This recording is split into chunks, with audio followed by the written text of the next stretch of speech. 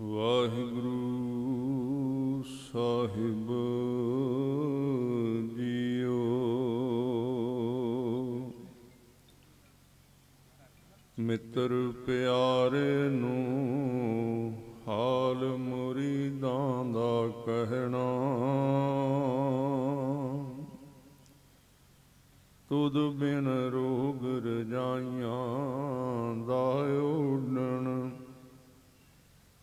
ਨਾਗ ਨਿਵਾਸਾਂ ਦੇ ਰਹਿਣਾ। ਸੂਲ ਸੁਰਾਹੀ ਖੰਜਰ ਪਿਆਲਾ, ਵਿੰਗ ਕਸਾਈਆਂ ਦਾ ਸਹਿਣਾ। ਯਾਰੜੇ ਦਾ ਸਾਨੂੰ ਸੱਤਰ ਚੰਗਾ, ਭੱਠ ਖੇੜਿਆਂ ਦਾ ਰਹਿਣਾ। ਕਹਾਂ ਬੁੱਧ ਪ੍ਰਭ ਤੁਛ ਹਮਾਰੀ, ਬਰਨ ਸਕੈ ਮਹਿਮਾ ਜੋ ਤਿਹਾਰੀ। ਹਮ ਨਾ ਸਕਤ ਕਰ ਸਿਫਤ ਤੁਮਾਰੀ, ਆਪ ਲਿਹੋ ਤੁਮ ਕਥਾ ਸੁਧਾਰੀ।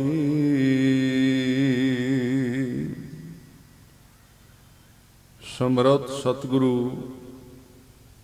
ਦੀਨ ਦੁਨੀਆ ਦੇ ਵਾਲੀ, ਗੁਰਤਾ ਗੱਦੀ ਤੇ ਵਿਰਾਜਮਾਨ ਧੰਨ ਧੰਨ ਸਤਿਗੁਰੂ ਸ੍ਰੀ ਗੁਰੂ ਗ੍ਰੰਥ ਸਾਹਿਬ ਜੀ ਮਹਾਰਾਜ ਆਪ ਜੀ ਦੇ ਸਜੇ ਹੋਏ ਦੀਵਾਨ ਵਿੱਚ ਸੁਭਾਏਮਾਨ, ਸਤਿਕਾਰਯੋਗ, ਸਨਮਾਨਯੋਗ ਗੁਰੂ ਖਾਲਸਾ ਸਾਧ ਸੰਗਤ ਜੀਓ। ਆਓ ਸਮੇਂ ਨੂੰ ਸਫਲ ਕਰੀਏ, ਮਨੋਬਿਰਤੀਆਂ ਨੂੰ ਇਕਾਗਰ ਕਰੀਏ। ਉਹਨਾਂ ਸ਼ਹੀਦਾਂ ਦੇ ਕਾਰਨਾਮਿਆਂ ਨਾਲ, ਗੁਰਬਾਣੀ ਦੇ ਉਪਦੇਸ਼ ਦੇ ਨਾਲ ਜੁੜ ਕੇ ਆਪਣੇ ਆਪੇ ਨੂੰ ਸ਼ੁੱਧ ਕਰੀਏ। ਸਾਰੇ ਇੱਕ ਵਾਰੀ ਗੁਰੂ ਫਤਿਹ ਦੀ ਸਾਂਝ ਕਰੋ ਜੀ, ਪਿਆਰ ਸਹਿਤ ਆਖੋ ਜੀ, ਵਾਹਿਗੁਰੂ ਜੀ ਕਾ ਖਾਲਸਾ, ਵਾਹਿਗੁਰੂ ਜੀ ਕੀ ਫਤਿਹ। ਛੋਟੇ ਸਾਹਿਬਜ਼ਾਦੇ ਧੰਨ ਬਾਬਾ ਜ਼ੋਰਾਵਰ ਸਿੰਘ ਜੀ, ਧੰਨ ਬਾਬਾ ਫਤਿਹ ਸਿੰਘ ਜੀ, ਮਾਤਾ ਗੁਜਰ ਕੌਰ ਜੀ, ਔਰ ਨਾਲ ਨਾਲ ਉਹ ਮਹਾਨ ਸ਼ਖਸੀਅਤ, ਸੇਵਾ ਦੇ ਪੁੰਜ ਬਾਬਾ ਮੋਤੀ ਲਾਲ ਜੀ, ਜਿਨ੍ਹਾਂ ਨੇ ਸਾਹਿਬਜ਼ਾਦਿਆਂ ਨੂੰ ਦੁੱਧ ਪਿਆਉਣ ਦੀ ਸੇਵਾ ਕੀਤੀ ਹੈ। ਹਰ ਸਾਲ ਨਗਰ ਸ਼ੇਖੂਪੁਰਾ ਵਿੱਚ ਕਾਰ ਸੇਵਾ ਵਾਲੇ ਮਹਾਂਪੁਰਸ਼ ਇਲਾਕੇ ਦੀਆਂ ਸੰਗਤਾਂ ਨਾਲ ਮਿਲ ਕੇ ਉਹਨਾਂ ਛੋਟੇ ਬਾਬਿਆਂ ਦੀ ਵੱਡੀ ਸ਼ਹਾਦਤ ਨੂੰ ਯਾਦ ਕਰਵਾਉਂਦੇ ਨੇ। ਗੁਰੂ ਗ੍ਰੰਥ ਸਾਹਿਬ ਮਹਾਰਾਜ ਜੀ ਦੀ ਬਾਣੀ ਵਿੱਚ ਵੀ ਸੂਰਮਗਤੀ ਦਾ ਜ਼ਿਕਰ ਆਉਂਦਾ ਹੈ। ਗੁਰਮਤ ਦੇ ਵਿੱਚ ਪਹਿਲਾ ਕਨਸੈਪਟ ਸ਼ਬਦ ਦਾ, ਦੂਸਰਾ ਕਨਸੈਪਟ ਜਿਹੜਾ ਸ਼ਹਾਦਤ ਦਾ। ਸ਼ਬਦ ਬੜੇ ਲੋਕਾਂ ਨੇ ਦੁਨੀਆ ਵਿੱਚ ਕਹੇ ਨੇ, ਵਿਚਾਰਾਂ ਬੜੇ ਵਿਚਾਰਸ਼ੀਲ ਲੋਕ ਦੁਨੀਆ ਵਿੱਚ ਹੋਏ ਨੇ, ਜਿਨ੍ਹਾਂ ਨੇ ਬੜੀਆਂ ਬੜੀਆਂ ਸੋਹਣੀਆਂ ਗੱਲਾਂ ਕੀਤੀਆਂ,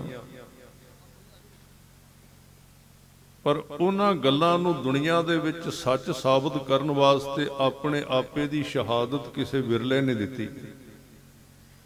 ਗੱਲ ਕਹਿਣੀ ਹੋਰ, ਇਹ ਗੱਲ ਨੂੰ ਸਾਬਤ ਕਰਕੇ ਆਪਣੇ ਆਪ ਨੂੰ ਕੁਰਬਾਨ ਕਰ ਦੇਣਾ, ਉਹਨੂੰ ਸਾਬਤ ਕਰਨ ਲਈ ਅਲੱਗ ਤੋਂ ਵਿਸ਼ਾ।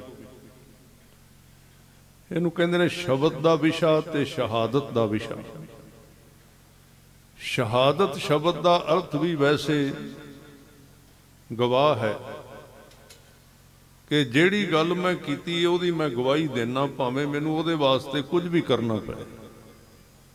ਜਿਹੜੀ ਗੱਲ ਮੈਂ ਕਹੀ ਹੈ ਉਹਦੇ ਵਾਸਤੇ ਬੰਦਾ ਯਤਨਸ਼ੀਲ ਹੋਵੇ ਕਿ ਇਹ ਗੱਲ ਮੈਂ ਪੂਰੀ ਕਰਨੀ ਹੈ, ਇਹਦੇ ਉੱਤੇ ਮੈਂ ਪੂਰੇ ਉਤਰਨਾ। ਉਹਦੇ ਵਾਸਤੇ ਕੀ ਕਰਨਾ ਪੈਂਦਾ ਹੈ? ਅਲੱਗ ਤੋਂ ਵਿਸ਼ਾ। ਆਪਾਂ ਬਾਣੀ ਵਿੱਚ ਪੜ੍ਹਦੇ ਹਾਂ, ਬੰਦਾ ਹੈ ਕੀ ਹੈ? ਬਚਨ ਹੀ ਮਨੁੱਖ ਨੂੰ, ਬਚਨ ਪਾਲਣਾ ਹੀ ਇੱਕ ਸਾਧੂ ਦੀ ਨਿਸ਼ਾਨੀ ਹੈ। ਸੂਰਬੀਰ ਬਚਨ ਕੇ ਬਲੀ। ਜਿਹੜੀ ਗੱਲ ਇੱਕ ਵਾਰੀ ਜੀਵਨ ਦੇ ਵਿੱਚ ਪ੍ਰਵਾਨ ਕਰ ਲਈਏ, ਉਹਨੂੰ ਸਿਰੇ ਲਾਉਣ ਵਾਸਤੇ ਜੋ ਵੀ ਕਰਨਾ ਪਵੇ, ਛੋਟੇ ਤੋਂ ਲੈ ਕੇ ਵੱਡੀ ਤੱਕ। ਇਹ ਨਹੀਂ ਕਿ ਜ਼ਰੂਰੀ ਉਹ ਸ਼ਹਾਦਤ ਹੀ ਦਿੰਦਾ ਹੈ, ਉਹਦੇ ਤੋਂ ਪਹਿਲਾਂ ਵੀ ਬੜੇ ਸਮੇਂ ਆਉਂਦੇ ਨੇ ਗੱਲ ਨੂੰ ਪੂਰਾ ਕਰਨ ਵਾਸਤੇ। ਉਹਦੇ ਵਾਸਤੇ ਪਹਿਲਾਂ ਵੀ ਮਨੁੱਖ ਯਤਨ ਕਰਦਾ ਹੈ। ਜਿਵੇਂ ਸਿੱਖ ਗੁਰੂ ਦਰ ਤੋਂ ਜਿਹਦੇ ਤੇ ਬਖਸ਼ਿਸ਼ ਹੁੰਦੀ ਹੈ, ਸਿੱਖੀ ਦੀ ਦਾਤ ਲੈਂਦਾ ਪੰਜ ਪਿਆਰਿਆਂ ਤੋਂ, ਗੁਰੂ ਗ੍ਰੰਥ ਸਾਹਿਬ ਮਹਾਰਾਜ ਜੀ ਤੋਂ। ਉੱਥੇ ਇੱਕ ਕੌਲ ਕਰਦਾ, ਉੱਥੇ ਇੱਕ ਇਕਰਾਰ ਕਰਦਾ ਵੀ ਸਤਿਗੁਰੂ ਤੇਰੇ ਨਾਲ ਨਿਭਾਵਾਂਗਾ, ਮੈਂ ਆਪਣੀ ਜ਼ਿੰਦਗੀ ਤੈਨੂੰ ਸੌਂਪ ਦਿੱਤੀ ਹੈ, ਇਹਦੇ ਵਾਸਤੇ ਮੈਨੂੰ ਕੁਝ ਵੀ ਕਰਨਾ ਪਏ, ਮੇਰਾ ਤੇ ਤੇਰਾ ਪਿਆਰ ਨਿਭ ਜਾਏ। ਤੇ ਰੋਜ਼ ਸਿੱਖ ਅਰਦਾਸ ਵੀ ਕਰਦਾ ਹੈ। ਅਰਦਾਸ ਦੇ ਵਿੱਚ ਵੀ ਸ਼ਬਦ ਆਉਂਦੇ ਨੇ ਵੀ ਸੱਚੇ ਪਾਤਸ਼ਾਹ ਜੀ, ਸਿੱਖੀ ਨਿਭਾਉਣੀ ਬੜੀ ਔਖੀ ਹੈ, ਆਪ ਜੀ ਕਿਰਪਾ ਕਰਨੀ, ਸਿੱਖੀ ਕੇਸਾਂ ਸਵਾਸਾਂ ਸੰਗ ਨਿਭਾਉਣੀ। ਇਹਦਾ ਮਤਲਬ ਉਹਦੇ ਵਿੱਚ ਗੁਰੂ ਸ਼ਾਮਲ ਹੈ। ਜਦੋਂ ਸਿੱਖ ਕੁਰਬਾਨੀ ਕਰਦਾ ਹੈ ਨਾ, ਜਾਂ ਸਿੱਖੀ ਆਮ ਵਰਤੋਂ ਵਿੱਚ ਕਮਾਉਂਦਾ ਹੈ। ਇੱਕ ਹੁੰਦਾ ਸ਼ਹਾਦਤ ਦੇਣੀ, ਮੈਂ ਫਿਰ ਬੇਨਤੀ ਕਰਾਂਗਾ। ਇੱਕ ਹੁੰਦਾ ਜਦੋਂ ਅਸੀਂ ਆਮ ਦੁਨੀਆ ਵਿੱਚ, ਪਰਿਵਾਰ ਵਿੱਚ, ਵਿਹਾਰ ਵਿੱਚ, ਵਿਚਾਰਾਂ ਦੇ ਵਿੱਚ, ਸੰਸਾਰ ਦੇ ਵਿੱਚ, ਪਰਿਵਾਰ ਦੇ ਵਿੱਚ ਵਿਚਰਨੇ ਆ, ਉੱਥੇ ਨਿਭਾਉਣੀ ਸਿੱਖੀ, ਇਹ ਵੀ ਇੱਕ ਸ਼ਹਾਦਤ ਹੀ ਹੈ। ਬੜਾ ਔਖਾ ਹੈ।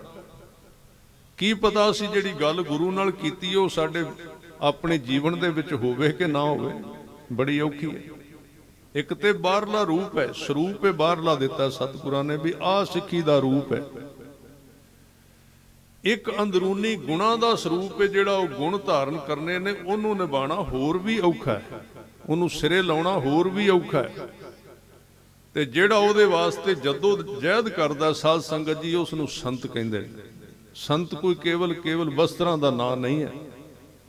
ਸੰਤ ਦਾ ਮਤਲਬ ਹੈ ਸੱਤ ਵਿੱਚੋਂ ਪੈਦਾ ਹੋਇਆ, ਜਿਹੜਾ ਸੱਤ ਨੂੰ ਹੀ ਮੰਨਦਾ, ਜਿਹੜਾ ਸਦਾ ਰਹਿਣ ਵਾਲੀ ਜਿਹੜੀ ਅਕਾਲ ਪੁਰਖ ਦੀ ਜੋਤ ਹੈ, ਸਿਰਫ ਉਹਨੂੰ ਕਾਇਮ ਰਹਿਣ ਵਾਲੀ ਮੰਨਦਾ, ਬਾਕੀ ਸਾਰੇ ਕੁਝ ਨੂੰ ਝੂਠਾ ਮੰਨਦਾ। ਸੰਤ ਉਹਨੂੰ ਕਹਿੰਦੇ ਨੇ। ਸੱਤ ਤੋਂ ਪੈਦਾ, ਜਿਹਦੀ ਸੁਰਤੀ ਸੱਤ ਵਿੱਚ ਲੱਗੀ ਹੋਈ ਹੈ। ਤੇ ਗੁਰੂ ਸਾਹਿਬ ਨੇ ਪਹਿਲੀ ਜਿਹੜੀ ਨੀਂਹ ਹੈ ਸੰਤ ਦੀ ਰੱਖੀ, ਤੇ ਸੰਤ ਸੱਤ ਨਾਲ ਜੁੜਿਆ ਹੋਇਆ। ਤੇ ਦੂਜੀ ਨੀਂਹ ਜਿਹੜੀ ਸੀ ਉਹ ਸ਼ਹੀਦ ਦੀ ਰੱਖੀ ਹੈ। ਸੰਤ ਤੇ ਸ਼ਹੀਦ ਦੋਵੇਂ ਇੱਕੋ ਸ਼ਖਸੀਅਤ ਦੇ ਅਲੱਗ-ਅਲੱਗ ਨਾਮ ਨੇ। ਸ਼ਹੀਦ ਜਦੋਂ ਸਰੀਰ ਵਿੱਚ ਵਿਚਰਦਾ ਉਦੋਂ ਸੰਤ ਹੁੰਦਾ, ਤੇ ਸੰਤ ਜਦੋਂ ਆਪਣਾ ਸਰੀਰ ਵਾਰ ਦਿੰਦਾ ਉਦੋਂ ਉਹਨੂੰ ਸ਼ਹੀਦ ਕਹਿੰਦੇ ਨੇ। ਜਿਉਂਦਾ ਇਸ ਕਰਕੇ ਗੁਰਮਤਿ ਦੇ ਵਿੱਚ ਇੱਕ ਲਕਬ ਚੱਲਦਾ, ਉਹਨੂੰ ਕਹਿੰਦੇ ਨੇ ਜਿੰਦਾ ਸ਼ਹੀਦ। ਬਾਬਾ ਦੀਪ ਸਿੰਘ ਜੀ ਨੂੰ ਇਹ ਖਿਤਾਬ ਆਨੰਦਪੁਰ ਸਾਹਿਬ ਦੀ ਧਰਤੀ ਤੇ ਮਿਲਿਆ ਸੀ। ਸ਼ਹੀਦ ਦਾ ਖਿਤਾਬ ਸਾਰਿਆਂ ਨੂੰ ਮਿਲਿਆ। ਬਾਬੇ ਦੀਪ ਸਿੰਘ ਨੂੰ ਜਦੋਂ ਪੰਥ ਖਾਲਸੇ ਨੇ ਇਹ ਸਰਹੰਦ ਦੀ ਇੱਟ ਨਾਲ ਇੱਟ ਖੜਕਾਈ, ਜਿੱਥੇ ਸਾਹਿਬਜ਼ਾਦੇ ਸ਼ਹੀਦ ਹੋਏ ਨੇ, ਉਧਾਰ ਨਹੀਂ ਰੱਖਿਆ ਕਦੀ ਪੰਥ ਨੇ। ਜਦੋਂ ਇਹਦੀ ਇੱਟ ਨਾਲ ਇੱਟ ਖੜਕਾਈ ਤੇ ਜਿਹੜੇ ਝੂਠੇ ਲੋਕ ਸਨ ਉਹਨਾਂ ਨੂੰ ਸਜ਼ਾ ਕੀਤੀ। ਜਿਹੜੀ ਗੱਲ ਬਾਣੀ ਵਿੱਚ ਲਿਖੀ ਸੀ ਉਹਨੂੰ ਪ੍ਰਗਟ ਕਰ ਦਿੱਤਾ। ਜੈਕਾਰ ਕੀਓ ਧਰਮੀਆਂ ਕਾ ਪਾਪੀ ਕੋ ਦੰਡ ਦਿਓਏ। ਪਾਪੀਆਂ ਨੂੰ ਦੰਡ ਦਿੱਤਾ। ਇੱਥੋਂ ਤੱਕ ਦੰਡ ਦਿੱਤਾ ਜਿਨ੍ਹਾਂ ਨੇ, ਇੱਥੇ ਕੋਈ ਮੁਸਲਮਾਨ ਦੀ ਤੇ ਹਿੰਦੂ ਦੀ ਤੇ ਸਿੱਖ ਦੀ ਗੱਲ ਹੈ ਹੀ ਨਹੀਂ। ਅੱਜ ਵੀ ਮੋਰਚਾ ਲੱਗਾ ਹੈ ਨਾ, ਅੱਜ ਦਾ ਮੋਰਚਾ ਭੰਗਾਣੀ ਦੇ ਯੁੱਧ ਦੀ ਯਾਦ ਦਿਵਾਉਂਦਾ ਹੈ, ਜਿਹਦੇ ਵਿੱਚ ਗੁਰੂ ਦੀ ਫੌਜ ਦੇ ਵਿੱਚ ਮੁਸਲਮਾਨ ਵੀ ਲੜੇ ਸਨ, ਤੇ ਹਿੰਦੂ ਵੀ ਲੜੇ ਸਨ, ਤੇ ਸਿੱਖ ਵੀ ਲੜੇ ਸਨ, ਤਿੰਨੇ ਇਕੱਠੇ ਲੜੇ ਸਨ। ਭੰਗਾਣੀ ਦਾ ਜੰਗ ਤੁਸੀਂ ਬਿਰਤਾਂਤ ਬਚਿੱਤਰ ਨਾਟਕ ਪੜ੍ਹ ਕੇ ਵੇਖੋ, ਜਿਹਦੇ ਉੱਤੇ ਅੱਜ ਕਿੰਤੂ ਪਰੰਤੂ ਵੀ ਮੈਂ ਉਸ ਪਾਸੇ ਨਹੀਂ ਜਾਣਾ। ਸਾਡਾ ਇਤਿਹਾਸ ਹੀ ਉਹਦੇ ਵਿੱਚ ਹੈ। ਜਬੈ ਬਾਣ ਲਾਗਿਓ ਤਬੈ ਰਣ ਰੋਸ ਜਾਗਿਓ, ਰਣੰਗ ਜੀਤ ਆਏ ਪ੍ਰਭੂ ਜੀ ਗੀਤ ਗਾਏ। ਇਹ ਜੰਗ ਸੀ ਇੱਕ। ਗੁਰੂ ਕਲਗੀਧਰ ਪਾਤਸ਼ਾਹ ਦੇ ਜੀਵਨ ਦੀ ਪਹਿਲੀ ਜੰਗ ਹੈ। ਔਰ ਇਹ ਉਹ ਪਾਉਂਟਾ ਸਾਹਿਬ ਜਿੱਥੇ ਸਤਿਗੁਰਾਂ ਨੇ ਬੈਠ ਕੇ ਜਾਪ ਸਾਹਿਬ ਉਚਾਰਨ ਕੀਤਾ, ਜਿੱਥੇ ਬੈਠ ਕੇ ਅਕਾਲ ਪੁਰਖ ਨੂੰ ਕਈ ਘੰਟਿਆਂ ਬੱਧੀ ਯਾਦ ਕਰਕੇ ਦੱਸਿਆ ਵੀ ਰੱਬ ਨੂੰ ਇਸ ਤਰ੍ਹਾਂ ਚੇਤੇ ਕਰੀਦਾ ਹੈ, ਸੰਤ ਇਸ ਤਰ੍ਹਾਂ ਦਾ ਹੁੰਦਾ, ਸਾਧੂ ਇਸ ਤਰ੍ਹਾਂ ਦਾ ਬਣਦਾ। ਇੱਥੋਂ ਤੱਕ ਇਹ ਗੱਲ ਸੁਣਨ ਵਿੱਚ ਮਿਲਦੀ ਹੈ ਕਿ ਯਮੁਨਾ ਦੇ ਕਿਨਾਰੇ ਦੇ ਉੱਤੇ ਅੱਜ ਵੀ ਜਿੱਥੇ ਗੁਰਦੁਆਰਾ ਦਸਤਾਰ ਸਾਹਿਬ ਹੈ, ਛੋਟਾ ਜਿਹਾ ਵਿੱਚ ਇਹਦਾ ਵਿਵਰਣ ਆ ਗਿਆ, ਮੈਂ ਤੁਹਾਡੇ ਨਾਲ ਸਾਂਝਾ ਕਰ ਦਿਆਂ। ਦਸਤਾਰ ਸਾਹਿਬ ਗੁਰਦੁਆਰਾ ਹੈ, ਨਾਲ ਤੁਸੀਂ ਦਰਸ਼ਨ ਕਰਦੇ ਹੋ, ਥੜਾ ਬਣਿਆ ਹੋਇਆ, ਇੱਕ ਪੱਥਰ ਬਣਿਆ ਹੋਇਆ ਤੇ ਨਾਲੋਂ ਦੀ ਯਮੁਨਾ ਲੰਘਦੀ। ਇੱਥੇ ਬਹਿ ਕੇ ਗੁਰੂ ਸਾਹਿਬ ਆਪਣੇ ਕਵੀਆਂ ਤੋਂ ਕਵਿਤਾਵਾਂ ਸੁਣਦੇ ਹੁੰਦੇ ਸੀ। ਇੰਨੇ ਗੁਣ ਨੇ ਕਲਗੀਆਂ ਵਾਲੇ ਦੇ ਵਿੱਚ, ਇੱਕ ਗੁਣ ਨਹੀਂ, ਇੱਕ ਪੱਖ ਨਹੀਂ ਹੈ। ਜੇ ਮੈਦਾਨ ਵਿੱਚ ਵੇਖੋ ਤੇ ਇਸ ਤਰ੍ਹਾਂ ਦੀ ਤੇਗ ਕੋਈ ਨਹੀਂ ਵਹਾਉਂਦਾ, ਜੇ ਚੌਂਕੜਾ ਵੇਖੋ ਤੇ ਇਸ ਤਰ੍ਹਾਂ ਦਾ ਚੱਲਦੀਆਂ ਗੋਲੀਆਂ ਵਿੱਚ, ਚੱਲਦੀਆਂ ਹੋਈਆਂ ਕਿਰਪਾਨਾਂ ਦੇ ਵਿੱਚ ਚੌਂਕੜਾ ਲਾਉਣ ਵਾਲਾ ਕੋਈ ਨਹੀਂ ਲੱਭਦਾ। ਅੱਜ ਕਿਸੇ ਨੇ ਅਸੀਂ ਨਾਮ ਜਪਣਾ ਹੋਵੇ ਨਾ, ਨਿਤਨੇਮ ਕਰਨਾ ਹੋਵੇ, ਆ ਘਰ ਦੇ ਵਿੱਚ ਕੋਈ ਘਰ ਹੈ, ਪਰਿਵਾਰ ਹੈ, ਸੰਸਾਰ ਹੈ, ਕੋਈ ਨਾ ਕੋਈ ਗੱਲ ਹੋ ਹੀ ਜਾਂਦੀ ਹੈ। ਸਾਧ ਸੰਗਤ ਜੀ ਆਪਣੇ ਵੱਲ ਵੇਖੀਏ, ਕਈ ਵਾਰੀ ਅਸੀਂ ਕਹਿ ਦਿੰਦੇ ਹਾਂ ਗੁਰੂ ਤੇ ਇੱਕ ਆਮ ਬੰਦਾ ਇੱਕੋ ਜਿਹੇ ਨੇ। ਨਹੀਂ, ਗੁਰੂ ਤੇ ਆਮ ਬੰਦਾ ਇੱਕੋ ਜਿਹੇ ਨਹੀਂ ਹੁੰਦੇ।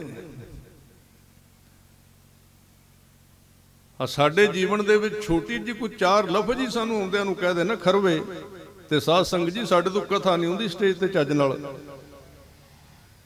ਇਹ ਗੁਰੂ ਸੀ, ਗੁਰੂ ਅਮਰਦਾਸ ਪਰਬਤ ਮੇਰਾਨ, ਜਿਨ੍ਹਾਂ ਨੂੰ ਸੇਵਾ ਕਰਦਿਆਂ ਨੂੰ ਲੋਕ ਤਾਨੇ ਮਾਰਦੇ ਸਨ। ਸਾਰੀ ਉਮਰ ਘਰ ਦਾ ਕੰਮ ਕਰਦਾ ਰਿਹਾ, ਉਹਨੂੰ ਬੁੱਢਾ ਹੋ ਗਿਆ ਤੇ ਘਰਦਿਆਂ ਨੇ ਗੁਰਦੁਆਰੇ ਭੇਜ ਦਿੱਤਾ ਵੀ ਇੱਥੋਂ ਰੋਟੀਆਂ ਖਾਇਆ ਕਰ। ਤਾਂ ਉਹ ਸੱਤੇ ਤੇ ਬਲਵੰਡੇ ਨੇ ਕਿਹਾ ਕਿ ਸੱਚੇ ਪਾਤਸ਼ਾਹ ਤੂੰ ਮੇਰ ਪਰਬਤ, ਵੱਡੇ ਪਰਬਤ ਵਰਗਾ, ਪਰਬਤ ਝੱਖੜ ਵਾਓ ਨਾ ਡੋਲਈ ਪਰਬਤ ਮੇਰਾਨ। ਹਵਾ ਤੇ ਝੱਖੜ ਨਾਲ ਤੂੰ ਡੋਲਣ ਵਾਲਾ ਨਹੀਂ। ਜਿਵੇਂ ਤੇਜ਼ ਹਵਾ ਚੱਲੇ ਤੇ ਵੱਡਾ ਪਰਬਤ ਡਿੱਗਦਾ ਤੇ ਡੋਲਦਾ ਨਹੀਂ। ਗੁਰੂ ਅਮਰਦਾਸ ਤੂੰ ਇਸ ਤਰ੍ਹਾਂ ਦਾ ਪਰਬਤ ਤੇ ਤੈਨੂੰ ਦੁਨੀਆ ਦੇ ਵਿੱਚ ਕੋਈ ਵਡਿਆਈ ਕਰੇ ਤੇ ਕੋਈ ਤੇਰੀ ਨਿੰਦਿਆ ਕਰੇ, ਤੇਰੇ ਅੰਦਰ ਨੂੰ ਕੋਈ ਫਰਕ ਨਹੀਂ ਪੈਂਦਾ, ਬਰਾਬਰ ਹੈ। ਗੁਰੂ ਵਿੱਚ ਤੇ ਆਮ ਬੰਦੇ ਵਿੱਚ ਬੜਾ ਫਰਕ ਹੈ। ਇਸ ਕਰਕੇ ਸਿੱਖ ਗੁਰੂ ਅੱਗੇ ਅਰਦਾਸ ਕਰਦਾ ਸਿੱਖੀ ਕਮਾਉਣ ਵਾਸਤੇ। ਮੈਂ ਗੱਲ ਕਰ ਰਿਹਾ ਸੀ, ਛੋਟੀ ਜੀ ਗੱਲ ਮੇਰੇ ਸਾਹਮਣੇ ਆ ਗਈ। ਸਾਨੂੰ ਛੋਟੀ ਜੀ ਕੋਈ ਘਟਨਾ ਮੁਸੀਬਤ ਆ ਜਾਏ, ਪਰਿਵਾਰਾਂ ਵਿੱਚ ਆਉਂਦੀਆਂ ਨੇ, ਤੇ ਸਾਧ ਸੰਗਤ ਜੀ ਨਿਤਨੇਮ ਕਰਨੇ ਆ ਤੇ ਉਸ ਦਿਨ ਨਿਤਨੇਮ ਦੇ ਵਿੱਚ ਚਿੱਤ ਨਹੀਂ ਲੱਗਦਾ ਤੇ ਪਰਤ ਕੇ ਬੰਦਾ ਕਹਿੰਦਾ ਅੱਜ ਨਿਤਨੇਮ ਵਿੱਚ ਕੋਈ ਰਸ ਨਹੀਂ ਆਇਆ, ਕਿਉਂਕਿ ਅੰਦਰ ਮਨ ਅਸ਼ਾਂਤ ਸੀ। ਛੋਟੀ ਜੀ ਘਟਨਾ ਹੋ ਗਈ, ਬੱਚਾ ਫੇਲ ਹੋ ਗਿਆ, ਕਿਸੇ ਚੀਜ਼ ਵਿੱਚੋਂ ਘਾਟਾ ਪੈ ਗਿਆ, ਝੋਨੇ ਨੂੰ, ਕਣਕ ਨੂੰ ਬਿਮਾਰੀ ਲੱਗ ਗਈ, ਕੁਝ ਹੋ ਗਿਆ, ਕੁਝ ਹੋ ਗਿਆ। ਮਨੁੱਖੀ ਮਨ ਹੈ, ਇਹ ਕੋਈ ਗਲਤ ਨਹੀਂ ਹੈ। ਮੈਂ ਸਿਰਫ ਇਹ ਕਹਿਣਾ ਚਾਹੁੰਦਾ, ਇਹ ਗੱਲ ਗੁਰੂ ਦੀ ਹਜ਼ੂਰੀ ਵਿੱਚ ਕਹਿਣੀ ਇੱਕ ਬੜਾ ਵੱਡਾ ਕੁਫਰ ਹੈ ਕਿ ਗੁਰੂ ਤੇ ਇੱਕ ਆਮ ਮਨੁੱਖ ਇੱਕੋ ਜਿਹੇ ਨੇ। ਨਹੀਂ, ਉਹ 10 ਸਰੀਰ ਇੱਕ ਅਲੱਗ ਆਪਣੀ ਥਾਂ ਰੱਖਦੇ ਨੇ। ਮੈਂ ਤੁਹਾਡੇ ਨਾਲ ਗੱਲ ਕਰਨੀ ਚਾਹੁੰਦਾ, ਉਦਾਹਰਨ ਦੇਣੀ ਚਾਹੁੰਦਾ। ਛੋਟੀ ਜਿਹੀ ਉਦਾਹਰਨ ਹੈ। ਕਿਲਾ ਅਨੰਦਪੁਰ ਸਾਹਿਬ ਦਾ ਛੁੱਟ ਗਿਆ, ਸਰਸਾ ਨਦੀ ਦੇ ਕਿਨਾਰੇ ਤੇ ਪਰਿਵਾਰ ਵਿਛੜ ਗਿਆ, ਛੋਟੇ ਬੱਚੇ ਚਲੇ ਗਏ ਨੇ, ਪਤਾ ਹੈ ਗੁਰੂ ਨੂੰ ਕਿੱਧਰ ਗਏ ਨੇ, ਵੱਡੇ ਅੱਖਾਂ ਦੇ ਸਾਹਮਣੇ ਸ਼ਹੀਦ ਹੋਏ ਨੇ। ਉਹਨਾਂ ਸ਼ਹੀਦ ਹੁੰਦਿਆਂ ਨੂੰ ਵੇਖ ਕੇ ਤੇ ਭਾਈ ਸਾਹਿਬ ਜੀ ਕਵੀ ਅੱਲਾ ਯਾਰ ਖਾਂ ਜੋਗੀ ਦੀਆਂ ਨਜ਼ਮਾਂ ਜਿਹੜੀਆਂ ਬੜੀਆਂ ਵਧੀਆ ਮੰਨੀਆਂ ਨੇ, ਭਾਵਨਾ ਵਿੱਚ ਉਹਨਾਂ ਲਿਖੀਆਂ, ਉਹਦੇ ਵਿੱਚ ਉਹ ਕਮਾਲ ਕਰਦੇ। ਕਹਿੰਦੇ ਗੁਰੂ ਗੋਬਿੰਦ ਸਿੰਘ ਮਹਾਰਾਜ ਕਹਿੰਦੇ ਨੇ ਬਾਬੇ ਜੁਝਾਰ ਸਿੰਘ ਨੂੰ, ਜੋ ਦੂਜੇ ਸਾਹਿਬਜ਼ਾਦੇ ਸਨ, ਬੜੇ ਸੋਹਣੇ ਸਨ, ਚਿਹਰੇ ਮੋਹਰੇ ਦੇ ਬੜੇ ਸੁੰਦਰ ਸਨ। ਕਹਿੰਦੇ ਜੁਝਾਰ ਸਿੰਘਾ, ਪਹਿਲਾਂ ਪਿਤਾ ਕਟਾਇਆ, ਹੁਣ ਤੁਹਾਨੂੰ ਕਟਾਵਾਂਗਾ। ਇੱਥੇ ਮੈਂ ਤੁਹਾਨੂੰ ਮਰਨ ਤੋਂ ਨਹੀਂ ਰੋਕਦਾ, ਪਰ ਤੈਨੂੰ ਤਲਵਾਰ ਨਹੀਂ ਚਲਾਉਣੀ ਆਉਂਦੀ।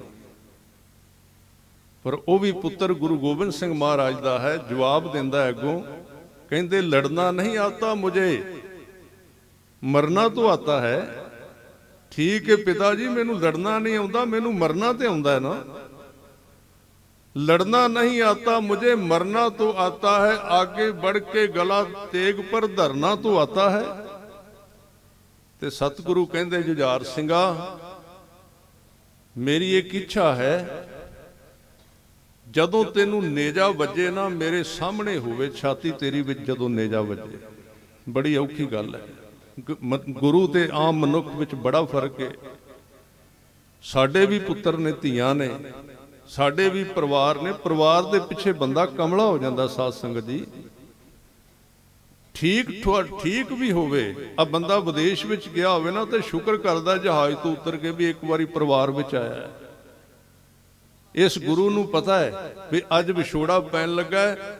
ਇਹਨੂੰ ਪਤਾ ਜਿੱਦਣ ਪਿਤਾ ਨੂੰ ਕਹਿੰਦਾ ਵੀ ਸੱਚੇ ਪਾਤਸ਼ਾਹ ਜੀ ਇਹ ਕਸ਼ਮੀਰੀ ਬ੍ਰਾਹਮਣ ਆਏ ਨੇ, ਇਹਨਾਂ ਦੀ ਮਦਦ ਕਰੋ, ਇਹਨਾਂ ਦੀ ਬਾਹ ਫੜੋ।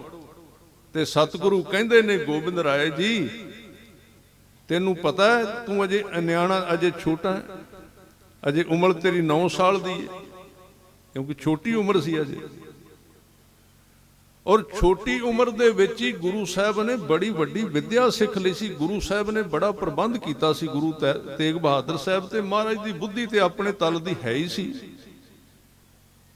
ਵਿਦਿਆ ਬਹੁਤ ਸਿੱਖੀ ਸੀ। ਆਪ ਆਪਣੀ ਬਾਣੀ ਦੇ ਵਿੱਚੋਂ ਗੱਲ ਕਰਦੇ ਨੇ, ਮਦਰ ਦੇਸ਼ ਹਮ ਕੋ ਲੈ ਆਏ, ਭਾਂਤ ਭਾਂਤ ਦਾਈਆਂ ਦਿਲ ਰਾਏ। 3 ਕੁ ਸਾਲ ਪਿਤਾ ਦੇ ਕੋਲ ਖੇਡਾਂ ਖੇਡੀਆਂ ਨੇ ਬਸ ਗੁਰੂ ਗੋਬਿੰਦ ਸਿੰਘ ਮਹਾਰਾਜ ਨੇ।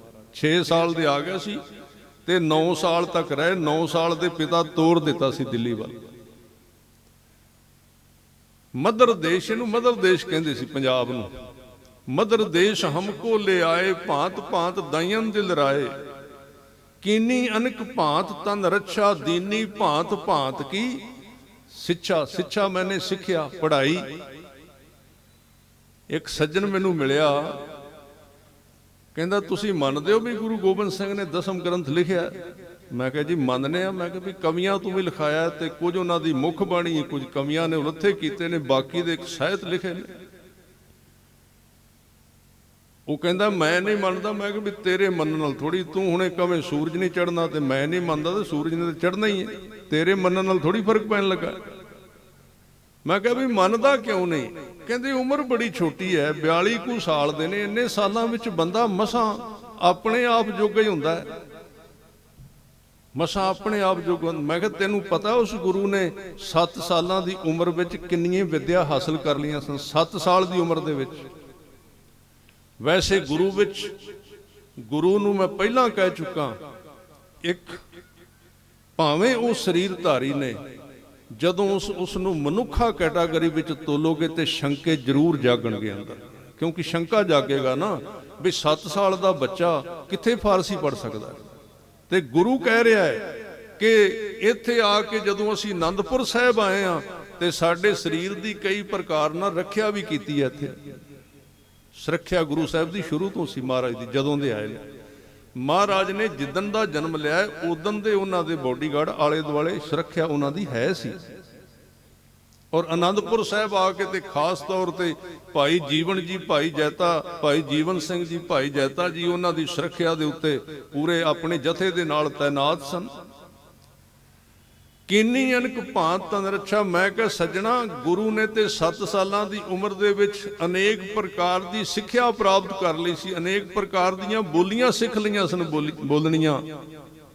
ਬਸ ਗਲਤੀ ਇੱਥੇ ਹੋ ਗਈ ਹੈ, ਇੱਕ ਆਮ ਛੋਟੀ ਬੁੱਧੀ ਵਾਲਾ, ਆਮ ਸਰੀਰ ਧਾਰੀ ਅੱਜ ਗੁਰੂ ਨੂੰ ਆਪਣੇ ਬਰਾਬਰ ਤੋਲਣ ਲੱਗ ਪਿਆ ਹੈ। ਗੁਰੂ ਆਪਣੇ ਬਰਾਬਰ ਨਹੀਂ ਹੈ। ਕੀਨੀ अनक भांत तन रक्षा, दीनी भांत भांत की शिक्षा। जब हम कर्म धर्म आए, देव लोक तब पिता सिधाए। गुरु तेग बहादुर साहब जी नूं आप तोरिया ते पता सी अज पिता नूं तोरन लगा, पता नहीं पिता ने परत के आउणा है कि नहीं आउणा, कोई पता नहीं। पर एक अनोखी गल हुई है गुरु दे नाल, दुनिया दे किसे मनुख नाल शायद ही हुई होवे, नहीं हुई। वो गल ये सी, ਤੋਰਿਆ ਸੀ ਜਦੋਂ ਪਿਤਾ ਤੁਰਦਾ ਗਿਆ ਸੀ ਤੇ ਜਦੋਂ ਸ਼ਹਾਦਤ ਹੋਈ ਤੇ ਵਾਪਸ ਧੜ ਵੀ ਨਹੀਂ ਆਇਆ, ਕੱਲਾ ਸੀਸ ਵਾਪਸ ਆਇਆ। ਕੱਲਾ ਸੀਸ ਵੇਖ ਕੇ ਨਮਸਕਾਰ ਕੀਤੀ। ਔਰ ਕੱਲੇ ਗੁਰੂ ਸਾਹਿਬ ਨਹੀਂ ਸਨ ਉਸ ਟਾਈਮ ਦੇ ਉੱਤੇ, ਉਸ ਟਾਈਮ ਦੇ ਗੁਰੂ ਤੇਗ ਬਹਾਦਰ ਸਾਹਿਬ ਦੀ ਮਾਤਾ ਬੁੱਢੇ ਬਾਰੇ ਵਿੱਚ ਆ ਕੇ ਬੇਬੇ ਮਾਤਾ ਨਾਨਕੀ ਵੀ ਉੱਥੇ ਸੀ ਉਸ ਟਾਈਮ ਦੇ ਉੱਤੇ। माता नानकी ने भी अपने पुत्र का शीश वेख्या। गुरु साहब की दादी भी उत्थे सी। इस करके जे लड़ी जोड़ के वेखो तो ਇਹਨਾਂ ਦੇ ਖਾਨਦਾਨ ਦੇ ਵਿੱਚ ਪਿੱਛੇ ਲੜੀ ਜੁੜੀ ਹੋਈ ਹੈ। ਬੀਬੀ ਭਾਨੀ ਤੋਂ ਲੈ ਕੇ ਸਪੋਰਟ ਮਿਲਦੀ ਹੈ ਸ਼ਹਾਦਤ ਨੂੰ। ਅੱਗੇ ਸ਼ਹੀਦ ਪੈਦਾ ਹੋਏ ਨੇ। ਮਾਤਾ ਭਾਨੀ ਦੇ ਪੁੱਤਰ ਗੁਰੂ ਤੇਗ ਬਹਾਦਰ, ਗੁਰੂ ਅਰਜਨ ਦੇਵ ਪਾਤਸ਼ਾਹ ਤੱਤੀ ਤਵੀ ਤੇ, ਉਹਨਾਂ ਦੇ ਪੁੱਤਰ ਗੁਰੂ ਹਰਗੋਬਿੰਦ ਸਾਹਿਬ, ਅੱਗੋਂ ਗੁਰੂ ਤੇਗ ਬਹਾਦਰ ਸਾਹਿਬ, ਅੱਗੋਂ ਗੁਰੂ ਗੋਬਿੰਦ ਸਿੰਘ ਮਹਾਰਾਜ, ਅੱਗੇ ਚਾਰੇ ਸਾਹਿਬਜ਼ਾਦੇ। ਇਹ ਖਾਨਦਾਨ ਇਹ ਕੋਈ ਛੋਟੀ ਗੱਲ ਥੋੜੀ ਹੈ। ਤਾਂ ਜਦੋਂ ਗੁਰੂ ਸਵਾਰਿਓ ਸਤਿਗੁਰੂ ਨੇ ਪਿਤਾ ਦਾ ਸੀਸ ਕੱਲਾ ਵੇਖਿਆ। ਔਰ ਇੱਕ ਗੱਲ ਹੋਰ ਛੋਟੀ ਜੀ ਕਰਾਂ, ਕੇਸਾਂ ਨੂੰ ਗੁਰੂ ਕਿੰਨਾ ਪਿਆਰ ਕਰਦੇ ਨੇ।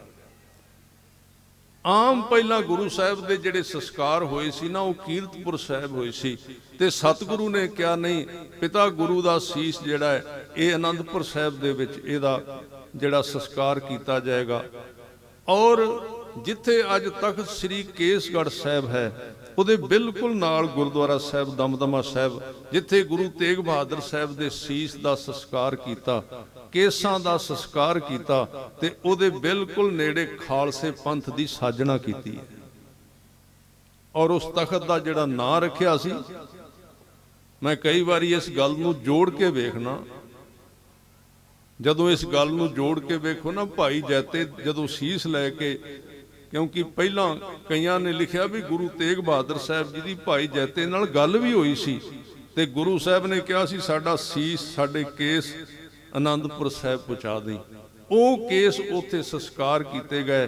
ਤੇ ਇਹ ਆਪਸ ਵਿੱਚ ਗੱਲ ਜੁੜਦੀ ਬੜੀ ਹੈ ਕਿ ਜਿਹੜਾ ਉੱਥੇ ਅੰਮ੍ਰਿਤ ਤਿਆਰ ਕੀਤਾ ਗਿਆ, ਕਕਾਰ ਭਾਵੇਂ ਉੱਥੇ 5 ਦਿੱਤੇ ਗਏ ਨੇ, ਪਰ 5 ਕਕਾਰਾਂ ਦੇ ਵਿੱਚੋਂ ਕਿਰਪਾਨ ਵੀ ਦਿੱਤੀ ਗਈ ਹੈ, ਕੰਘਾ ਵੀ ਦਿੱਤਾ ਗਿਆ, ਪਰ ਨਾ ਉਸ ਤਖਤ ਦਾ ਨਾ ਕਿਰਪਾਨ ਦੇ ਨਾਂ ਤੇ ਰੱਖਿਆ, ਤੇ ਨਾ ਕੰਘੇ ਦੇ ਨਾਂ ਤੇ, ਨਾ ਉਹਦਾ ਕੇਸਾਂ ਦੇ ਨਾਂ ਤੇ ਰੱਖਿਆ ਗਿਆ। ਤਖਤ ਸ੍ਰੀ ਕੇਸਗੜ੍ਹ ਸਾਹਿਬ। ਕਾਰਨ ਕੀ ਸੀ? ਕਿਉਂਕਿ ਕੇਸ ਮੁੱਖ ਸਨ, ਖਾਲਸੇ ਦਾ ਮੁੱਖ ਸਰੂਪ ਸੀ ਕੇਸ ਜਿਹੜੇ ਸਨ। ਤਾਂ ਗੁਰੂ ਸਾਹਿਬ ਦੀ ਸਾਧ ਸੰਗਤ ਜੀ ਆਮ ਮਨੁੱਖ ਨਾਲ ਤੁਲਨਾ ਕਰਨੀ, ਮੈਂ ਇਸ ਗੱਲ ਦੇ ਉੱਤੇ ਅੱਜ ਟਾਈਮ ਜਿਹੜਾ ਲਾਉਣਾ ਹੈ, ਇਹ ਬੜੀ ਸਾਡੀ ਵੱਡੀ ਭੁੱਲ ਹੈ, ਤੇ ਸਾਨੂੰ ਇਹਦੇ ਵਿੱਚੋਂ ਜਲਦੀ ਨਿਕਲ ਜਾਣਾ ਚਾਹੀਦਾ। ਸਤਿਗੁਰੂ ਆਮ ਮਨੁੱਖ ਨਹੀਂ ਹੈ। ਇੱਕ ਹੋਰ ਉਦਾਹਰਨ ਦੇਣਾ, ਮੈਂ ਪਹਿਲਾਂ ਗੱਲ ਕੀਤੀ ਸੀ, ਛੋਟਾ ਜਿਹਾ ਬੰਦੇ ਦਾ ਨੁਕਸਾਨ ਹੋ ਜਾਏ ਤੇ ਕਈ ਦਿਨ ਉਹਦੇ ਚਿਹਰੇ ਦੀਆਂ ਝੁਰੜੀਆਂ ਪਈਆਂ ਰਹਿੰਦੀਆਂ ਨੇ, ਉਹਦੀਆਂ ਅੱਖਾਂ ਨਹੀਂ ਖੁੱਲਦੀਆਂ। ਬੱਚਾ ਫੇਲ ਹੋ ਜਾਏ ਤੇ ਸਾਰਾ ਦਿਨ ਮੰਜੀ ਤੇ ਆ ਕੇ ਪਿਆ ਰਹਿੰਦਾ, ਵਿਦਿਆ ਨਹੀਂ ਔੜਦੀ। ਪਰ ਉਹ ਗੁਰੂ ਵੇਖੋ, ਜਦੋਂ ਸਾਰਾ ਕੁਝ ਛੱਡ ਕੇ ਬੱਚੇ ਸ਼ਹੀਦ ਕਰਾ ਕੇ ਸਤਿਗੁਰੂ ਜੀ ਮਾਛੀਵਾੜੇ ਆਉਂਦੇ ਨੇ, ਮਾਛੀਵਾੜੇ ਤੋਂ ਅੱਗੇ ਇਹ ਦੀਨਾ ਕਾਂਗੜ ਜਾਂਦੇ ਨੇ, ਤੇ ਦੀਨਾ ਕਾਂਗੜ ਜਾ ਕੇ ਉਹ ਗੁਰੂ ਫਿਰ ਕਲਮ ਚੁੱਕ ਲੈਂਦਾ। ਕੋਈ ਫਰਕ ਨਹੀਂ ਪਿਆ, ਨਹੀਂ ਤੇ ਲਿਖਿਆ ਕਿੱਥੇ ਜਾਂਦਾ। ਜਦੋਂ ਸੱਟਾਂ ਵੱਜ ਜਾਂਦੀਆਂ ਨਾ ਸਾਧ ਸੰਗਤ ਜੀ, ਸੰਸਾਰਿਕ ਮੋਹ ਹੈ, ਸੰਸਾਰਿਕ ਕੋਈ ਗੱਲ ਹੋ ਜਾਏ, ਜਦੋਂ ਸੱਟ ਵੱਜ ਜਾਂਦੀ ਹੈ ਤੇ ਬੰਦਾ ਵਿਦਿਆ ਜੋਗਾ ਨਹੀਂ ਰਹਿੰਦਾ। ਪੜ੍ਹਾਈਆਂ ਵਿੱਚ ਹੀ ਛੁੱਟ ਜਾਂਦੀਆਂ ਨੇ, ਸਾਰਾ ਕੁਝ ਵਿੱਚ ਹੀ, ਕੰਮ ਵਿੱਚ ਹੀ ਬੰਦ ਹੋ ਜਾਂਦੇ ਜਦੋਂ ਕੋਈ ਸੱਟ ਲੱਗ ਜਾਂਦੀ ਹੈ। ਪਰ ਗੁਰੂ ਦਾ ਪਰਿਵਾਰ ਸਾਰਾ ਅੱਖਾਂ ਦੇ ਸਾਹਮਣੇ ਸ਼ਹੀਦ ਹੋਇਆ ਹੈ, ਤੇ ਸਾਧ ਸੰਗਤ ਜੀ ਫਿਰ ਕਲਮ ਚੁੱਕੀ ਹੈ। ਔਰ ਮੈਂ ਸਮਝਣਾ, ਭਾਵੇਂ ਉਹਨਾਂ ਦੀ ਸਾਰੀ ਬਾਣੀ ਜਿਹੜੀ ਹੈ ਅੱਤ ਦੀ ਮਹਿੰਗੀ ਹੈ, ਪਰ ਸਭ ਤੋਂ ਜਿਹੜੀ ਮਹਿੰਗੀ ਬਾਣੀ ਹੈ ਉਹ ਸ੍ਰੀ ਜਫਰਨਾਮਾ ਸਾਹਿਬ ਹੈ। ਉਹ ਸਭ ਤੋਂ ਮਹਿੰਗੀ ਬਾਣੀ ਉਦੋਂ ਲਿਖੀ ਹੈ ਜਦੋਂ ਔਰੰਗਜ਼ੇਬ ਨੂੰ ਕਹਿੰਦੇ ਨੇ, ਉਹਦਾ ਸਰੂਪ ਉਹਨੂੰ ਦੱਸਦੇ ਨੇ ਕਿ ਤੇਰਾ ਤੂੰ ਬਣਿਆ ਕੀ ਫਿਰਨਾ, ਤੂੰ ਅਸਲ ਵਿੱਚ ਕੀ ਹੈ। ਉਸ ਬਾਣੀ ਦੀ ਚਾਲ ਹੀ ਇਸ ਤਰ੍ਹਾਂ ਦੀ ਹੈ, ਉਹ ਬਾਣੀ ਲਿਖੀ ਇਸ ਢੰਗ ਨਾਲ ਗਈ ਹੈ। ਉਹਦੇ ਵਿੱਚ ਔਰੰਗਜ਼ੇਬ ਨੂੰ ਕਹਿੰਦੇ, ਤੂੰ ਸੋਚਦਾ ਹੋਵੇਂਗਾ ਕਿ ਅੱਜ ਮੇਰੇ ਕੋਲ ਆਨੰਦਪੁਰ ਸਾਹਿਬ ਵਾਲੇ ਘੋੜੇ ਹਾਥੀ, ਪ੍ਰਸਾਦੀ ਹਾਥੀ ਤੇ ਦਲ ਵਡਾਰ ਘੋੜਾ ਨਹੀਂ, ਸਾਜ ਨਹੀਂ ਮੇਰੇ ਕੋਲ, ਚੌਰ ਕਰਨ ਵਾਲੇ ਨਹੀਂ, ਅੱਜ ਮੈਂ ਨੰਗੇ ਪੈਰੀ ਤੁਰਿਆ ਹੋਣਾ। ਇਹ ਸੋਚਦਾ ਹੋਵੇਂਗਾ ਨਾ ਤੂੰ, ਤਾਕਤਵਰ ਬੰਦਾ ਇਹੀ ਸੋਚਦਾ, ਮੈਂ ਇਹਦੇ ਕੋਲ ਆਹ ਖੋਹ ਲਵਾਂ, ਮੈਂ ਘਰ ਖੋਹ ਲਵਾਂ, ਮੈਂ ਇਹਦੇ ਕੋਲ ਫੌਜ ਖੋਹ ਲਾਂਗਾ, ਆਹ ਖੋਹ ਲਾਂਗਾ।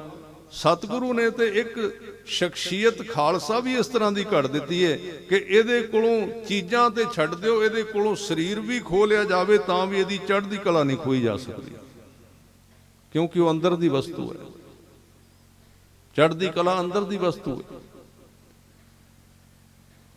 ਤਾਂ ਉੱਥੇ ਗੁਰੂ ਸਾਹਿਬ ਕਹਿੰਦੇ ਤੂੰ ਸੋਚਦਾ ਤੇ ਬਹੁਤ ਹੋਵੇਗਾ, ਮੈਂ ਇਹਦੇ ਕੋਲ ਆ ਵੀ ਖੋਹ ਲਿਆ, ਬੱਚੇ ਵੀ ਸ਼ਹੀਦ ਕਰ ਦਿੱਤੇ ਨੇ।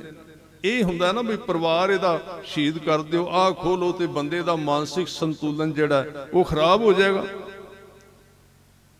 ਤੂੰ ਮੇਰੇ ਕੋਲ ਅੱਜ ਸੋਚਦਾ ਹੋਵੇਗਾ ਘੋੜੇ ਹਾਥੀ ਨਹੀਂ, ਨਾ ਮੇਰੇ ਕੋਲ ਫੌਜ ਹੈ, ਨਾ ਮੇਰੇ ਕੋਲ ਸੋਹਣਾ ਗਦੇਲਿਆਂ ਵਾਲਾ ਫਰਸ਼ ਹੈ। ਸਤਿਗੁਰੂ ਇਹਦੇ ਉੱਤੇ ਔਰੰਗਜ਼ੇਬ ਦਾ ਭੁਲੇਖਾ ਲਾਉਂਦੇ ਨੇ, ਗੱਲਾਂ ਉਹਦੀਆਂ ਨੇ, ਲਿਖਦੇ ਆਪ ਨੇ। ਕਹਿੰਦੇ ਤੂੰ ਸੋਚ ਰਿਹਾ ਨਾ ਸਾਜੋ ਨਾ ਬਾਜੋ, ਨਾ ਫੌਜੋ ਨਾ ਫਰਸ਼, ਇਹ ਤੂੰ ਸੋਚ ਰਿਹਾ ਹੈ, ਮੈਨੂੰ ਕੋਈ ਫਰਕ ਨਹੀਂ ਪੈਂਦਾ। ਜਦੋਂ ਉੱਥੇ ਝੰਡੇ ਝੂਲਦੇ ਸਨ ਉਦੋਂ ਵੀ ਮੈਂ ਇਸ ਤਰ੍ਹਾਂ ਹੀ ਸਾਂ ਤੇ ਅੱਜ ਵੀ ਇਸ ਤਰ੍ਹਾਂ ਦੇ ਹਾਂ। ਬਸ ਗੱਲ ਇੱਥੇ ਆ ਕੇ ਬਣਨੀ ਹੈ, ਜਿੱਦਣ ਸਾਧ ਸੰਗਤ ਜੀ ਫਰਕ ਨਾ ਪਵੇ ਬਾਹਰਲੀ ਕਿਸੇ ਸਥਿਤੀ ਦੇ ਨਾਲ, ਬੰਦੇ ਦੇ ਆਪਣੇ ਆਪ ਨੂੰ ਫਰਕ ਨਾ ਪਵੇ, ਗੱਲ ਉਦਣ ਬਣਨੀ, ਉਹਦੇ ਤੋਂ ਪਹਿਲਾਂ ਗੱਲ ਨਹੀਂ ਬਣੀ। ਗੁਰੂ ਸਾਹਿਬ ਨੂੰ ਕੋਈ ਫਰਕ ਨਹੀਂ। ਮੈਂ ਇੱਕ ਛੋਟੀ ਜਿਹੀ ਜਾਪ ਸਾਹਿਬ ਦੇ ਵਿੱਚੋਂ ਆਪ ਨਾਲ ਚੀਜ਼ ਸਾਂਝੀ ਕਰਦੇ, ਜਿਹੜੇ ਬਾਣੀ ਪੜ੍ਹਦੇ ਨੇ। ਜਾਪ ਸਾਹਿਬ ਦੇ ਵਿੱਚ ਛੰਦ ਆਉਂਦਾ ਹੈ, ਨਮੋ ਅੰਧਕਾਰੇ ਨਮੋ ਤੇਜ ਤੇਜੇ। ਤੇਜ ਦਾ ਅਰਥ ਚਾਨਣ, ਅੰਧਕਾਰ ਦਾ ਅਰਥ ਤੁਹਾਨੂੰ ਪਤਾ ਹਨੇਰਾ ਕਹਿੰਦੇ।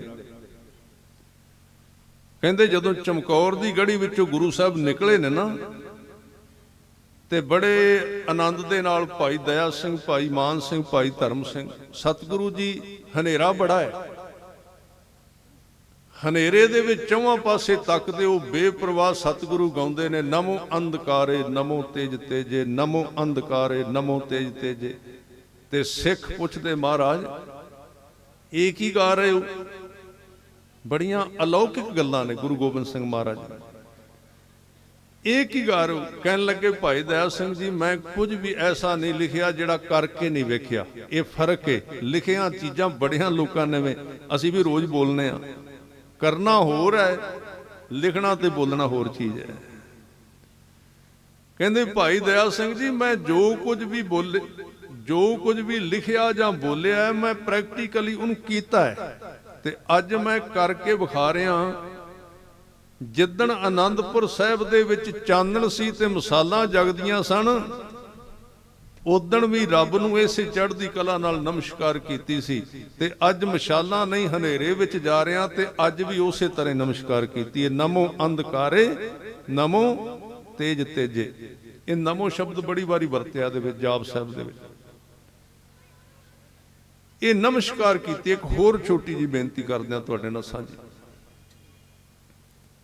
ਸਤਿਗੁਰੂ ਜਦੋਂ ਚਾਰੇ ਲਾਲ ਵਾਰ ਕੇ, ਪਰਿਵਾਰ ਵਾਰ ਕੇ, ਸਿੱਖਾਂ ਨੇ ਵੀ ਬੜੀਆਂ ਵੱਡੀਆਂ ਕੁਰਬਾਨੀਆਂ, ਚਲੋ ਲਾਲਾਂ ਦਾ ਸਿੱਖ ਵਾਰ-ਵਾਰ ਨਾਂ ਲੈਂਦਾ ਪਰਿਵਾਰ, ਕਿਉਂਕਿ ਕੁਰਬਾਨੀ ਬੜੀ ਵੱਡੀ ਹੈ। ਸਤਿਗੁਰੂ ਜੀ ਜਦੋਂ ਇੱਧਰ ਅੱਗੇ ਨਿਕਲ ਗਏ ਨੇ, ਰਾਏਕੋਟ ਤੋਂ ਅੱਗੇ ਮੁਕਤਸਰ ਸਾਹਿਬ ਦੀ ਧਰਤੀ, ਇੱਧਰੋਂ ਅੱਗੋਂ ਚੌਧਰੀ ਆ ਗਏ, ਭਾਈ ਡੱਲੇ ਵਰਗੇ ਆ ਗਏ, ਤੇ ਭਾਈ ਡੱਲਾ ਉਸ ਇਲਾਕੇ ਦਾ ਚੌਧਰੀ ਸੀ। ਇੱਥੇ ਗੁਰੂ ਸਾਹਿਬ ਦਾ ਜਦੋਂ ਡੱਲਾ ਆਇਆ ਸੀ, ਪਹਿਲਾਂ ਤੁਸੀਂ ਇਹ ਸਾਖੀ ਬੜੀ ਵਾਰੀ ਸੁਣੀ ਹੋਵੇਗੀ ਵੀ ਉਹਦੀ ਪਰਖ ਹੋਈ ਸੀ। ਉਹ ਕੋਈ ਗੱਲ ਕਹਿ ਬੈਠਾ ਸੀ ਤੇ ਗੁਰੂ ਸਾਹਿਬ ਨੇ ਉਹਦੀ ਪਰਖ ਲੈ ਲਈ। ਬੰਦੇ ਦੇ ਕੋਲ ਜਿਹੜੀ ਚੀਜ਼ ਹੋਵੇ ਉਹਦਾ ਵਿਖਾਉਂਦਾ ਹੀ ਹੈ ਵੀ ਮੇਰੇ ਕੋਲ ਆ ਹੈ। ਉਹਨੇ ਆਪਣਾ ਵਿਖਾ ਦਿੱਤਾ, ਮਹਾਰਾਜ ਜੇ ਮੇਰੇ ਵੇਖੋ ਆ ਤੁਹਾਡੇ ਸਿੱਖ ਮਾੜੇ ਮਾੜੇ ਜੇ, ਸਰੀਰ ਨੂੰ ਤੋਲਦਾ ਨਾ ਬੰਦਾ। ਸਿੱਖ ਸੀ ਵਿਚਾਰੇ, ਸਿੱਖ ਹੁਣ ਉਹਨਾਂ ਦੇ ਵਸਤਰ ਉਸ ਤਰ੍ਹਾਂ ਦੇ ਨਹੀਂ ਸਨ ਜਿਨ੍ਹਾਂ ਵਿੱਚ ਚੌਧਰੀ ਵੱਡੇ ਵੱਡੇ ਜਵਾਨ। ਇਸ ਡੱਲੇ ਨੇ ਕਿਹਾ, ਮਹਾਰਾਜ ਤੁਸੀਂ ਜੇ ਕਿਤੇ ਮੈਨੂੰ ਇੱਕ ਵਾਰੀ ਚਮਕੌਰ ਸਾਹਿਬ ਦੀ ਗੜੀ ਦੇ ਜੰਗ ਦੇ ਵਿੱਚ ਮੈਨੂੰ ਯਾਦ ਕਰ ਲੈਂਦੇ, ਤੇ ਮੈਂ ਇਹ ਨੁਕਸਾਨ, ਇਹ ਸਾਹਿਬਜ਼ਾਦੇ ਸ਼ਹੀਦ ਨਹੀਂ ਸਨ ਹੋਣ ਦੇਣੇ। ਇਹ ਮਾਣ ਦੀ ਗੱਲ ਹੈ। ਤੇ ਹਰਜੂ ਅਹੰਕਾਰ ਨਾ ਭਾਵਈ, ਵੇਦ ਕੂਕ ਸੁਣਾਵੇ। ਸਤਿਗੁਰੂ ਕਹਿੰਦੇ ਬੰਦਾ ਆਇਆ ਤੇ ਅਫਸੋਸ ਕਰਨ ਵਾਸਤੇ ਹੈ, ਗੱਲਾਂ ਹੰਕਾਰ ਦੀਆਂ ਕਰਦਾ। ਹੰਕਾਰ ਬਹੁਤ ਬਰੀਕ ਹੈ, ਹਰ ਇੱਕ ਗੱਲ ਦੇ ਵਿੱਚ ਨਾ ਕਿਸੇ ਪਾਸਿਓਂ ਆਪਣਾ ਆਪ ਵਿਖਾ ਦਿੰਦਾ। ਮਹਾਰਾਜ ਕਹਿੰਦੇ ਡੱਲਿਆ ਕੋਈ ਗੱਲ ਨਹੀਂ, ਸਾਡਾ ਕੰਮ ਹੀ ਇਹ ਹੈ ਜੰਗ ਕਰਨਾ, ਤੂੰ ਫਿਕਰ ਕਿਉਂ ਕਰਨਾ ਹੈ? ਕੁਛ ਸਮਾਂ ਆਵੇਗਾ ਤੈਨੂੰ ਯਾਦ ਕਰ ਲਾਂਗੇ। ਫਿਰ ਸਮਾਂ ਕਦੋਂ ਆਉਣਾ ਸੀ? ਗੁਰੂ ਨੇ ਬੰਤ ਬਣਾ ਦਿੱਤੀ। ਇਹਨੇ ਚਿਰ ਨੂੰ ਇੱਕ ਸਿੱਖ ਬੰਦੂਕ ਲਿਆਉਂਦਾ, ਗੁਰੂ ਸਾਹਿਬ ਨੂੰ ਭੇਟ ਕਰਦਾ, ਮਹਾਰਾਜ ਫੜਦੇ ਨੇ। भाई डल्ला अजे खड़ा ही सी, कोई सिपाही बाहर चले गए, कोई सिख बैठे ने। सतगुरु बंदूक दे, क्योंकि शस्त्रां दे महाराज बड़े शकीन सन, शस्त्रां नूं बड़ा प्यार करते सन। इत्थों तक शस्त्र नूं महाराज ने गुरु दे नाल तुलना दिती है, गुरु दे नाल। अस किरपान खंडो खड़ग तुबक तबर अर तीर, सैब सरोही सहथी यह हमारे पीर।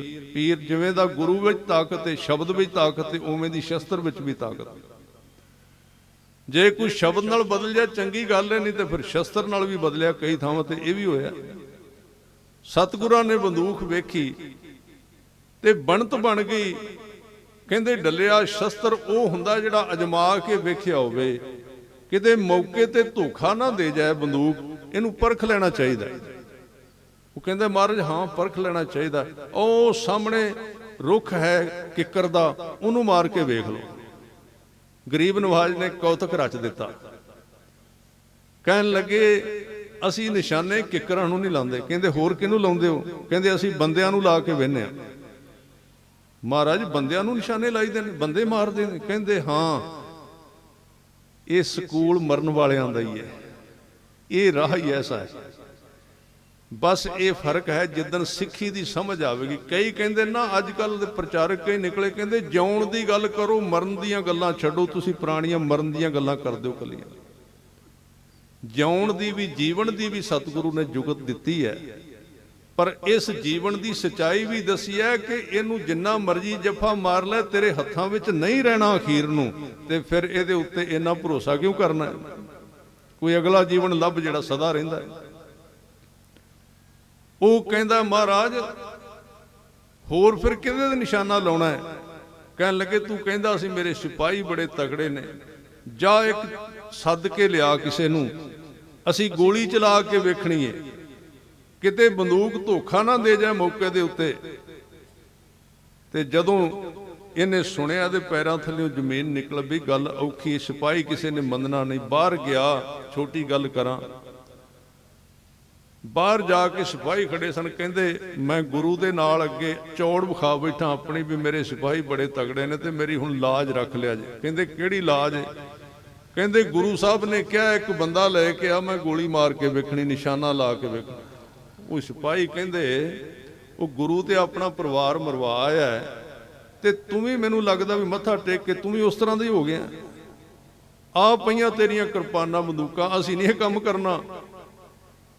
वो गुरु नूं ते परवाह ही कोई नहीं मरन मारन दी। उन्हां जवाब दे दिता ते डल्ला जिहड़ा सिर सुट के वापस आ जांदा। महाराज ने वेख लिया, क्योंकि गुरु साहब ने गुरु की एक आदत है, अपने सिख की तोहीन नहीं सहार सकता। इन्हें सिखां नूं मखौल कीता सी, बाहर भी कुछ खाया पिओ, चाह पानी, कोई घ्यो क्या खाया करो, गुरु दे नाल फौज बन के रहिंदे हो ते तुहाडीआं हड्डियां निकलियां होईयां ने। ते सिख ये कोई जमीरां दी जमात है। ठीक है शरीर का रिश्ट पुष्ट होना जरूरी है, पर सिख शरीर की कली ताकत ते भरोसा नहीं रखता, सिख जमीर की ताकत ते भरोसा रखता है। इत्थे दुनी चंद वर्गे खड़े खलोते 2-2 किलो घ्यो पीण वाले कंधा टप के नठ गए, ते जेड़ा थोड़े जे भार दा भाई ये साध संगत जी जिन्हें नागणी मारी भाई बचित्र सिंह जी, वो गुरु की नज़र में प्रवान हो गए। शरीर ते हौला ही सी ना। महाराज दे कोल आउंदा ते आके कहंदा महाराज वो तां मुकर गए ने। वो कहंदे असीं ते अन्यायी मौते मरना नहीं चाहुंदे। ते सतगुरु ने फिर कहा भी इन्हों चंगी तरह पानी विचों कढ़ लेना चाहिए। कहन लगे सिपाही मुकर गए ने, तू ते हाज़र है ना, नाले तू चौड़ा लम्मा वाह है, जे तेरे विचों लंघ ही समझ लो चौं विचों कट्ठी लंघ जानी। जदों सामने साध संगत जी वेखिए कोई सौखी चीज़ नहीं, ये लैक्चर भी सौखे ने, जदों वरदियां ने उदों पता लगदा उहदे विचों सूरमे निकलदे ने। इहदे पैर कंब के कहंदे महाराज माफ़ करो, मेरे विच इन्नी ताकत है नहीं गोली दे सामने खलोण दी। कहंदे जा फिर जिन्हां नूं कहना माड़े ने कमज़ोर ने, बाहर किसे एक नूं किसे नूं कह दी भी गुरु ने याद कीता निशाना मार के वेखना। बाहर गया, उत्थे गुरुद्वारा साहब भी बनिया दमनवा साहब, भाई वीर सिंह भाई धीर सिंह जी, ये दोवें प्यो पुत दस्तारां बंनदे सी। ਅੱਧੀਆਂ ਬੰਨੀਆਂ ਅੱਧੀਆਂ ਰਹਿੰਦੀਆਂ ਨੇ। ਜਾ ਕੇ ਕਹਿੰਦਾ ਗੁਰੂ ਨੇ ਯਾਦ ਕੀਤਾ ਹੈ ਇੱਕ ਸਿੱਖ ਨੂੰ ਗੋਲੀ ਮਾਰ ਕੇ ਨਿਸ਼ਾਨਾ ਪਰਖਣਾ ਚਾਹੁੰਦੇ ਨੇ। ਬਸ ਸੁਣਨ ਦੀ ਦੇਰ ਸੀ, ਦੋਵੇਂ ਜਣੇ ਅੱਧੀਆਂ ਦਸਤਾਰਾਂ ਬੱਝੀਆਂ ਬਜਾਈਆਂ ਹੱਥ ਵਿੱਚ ਫੜ ਕੇ ਦੀਵਾਨ ਵੱਲ ਨੂੰ ਦੌੜੇ, ਗੁਰੂ ਸਾਹਿਬ ਵੱਲ ਦੌੜੇ। ਇਹ ਡੱਲਾ ਮੂੰਹ ਵਿੱਚ ਉਂਗਲਾਂ ਪਾ ਕੇ ਕਹਿੰਦਾ ਇਹ ਬੰਦੇ ਕਾਹਦੇ ਬਣੇ ਹੋਏ ਨੇ। ਜਾ ਕੇ ਮਹਾਰਾਜ ਦੇ ਹਾਜ਼ਰ ਹੋ ਗਿਆ। ਗੁਰੂ ਸਾਹਿਬ ਨੇ ਉੱਪਰ ਨੂੰ ਮੂੰਹ ਕਰਕੇ ਕੌਤਕ ਕਰਨਾ ਸੀ, ਚਲਾ ਦਿੱਤੀ, ਸਿੱਖਾਂ ਨੂੰ ਗਲਵੱਕੜੀ ਵਿੱਚ ਲੈ ਲਿਆ। ਇੰਨੇ ਚਿਰ ਨੂੰ ਡੱਲਾ ਆ ਗਿਆ।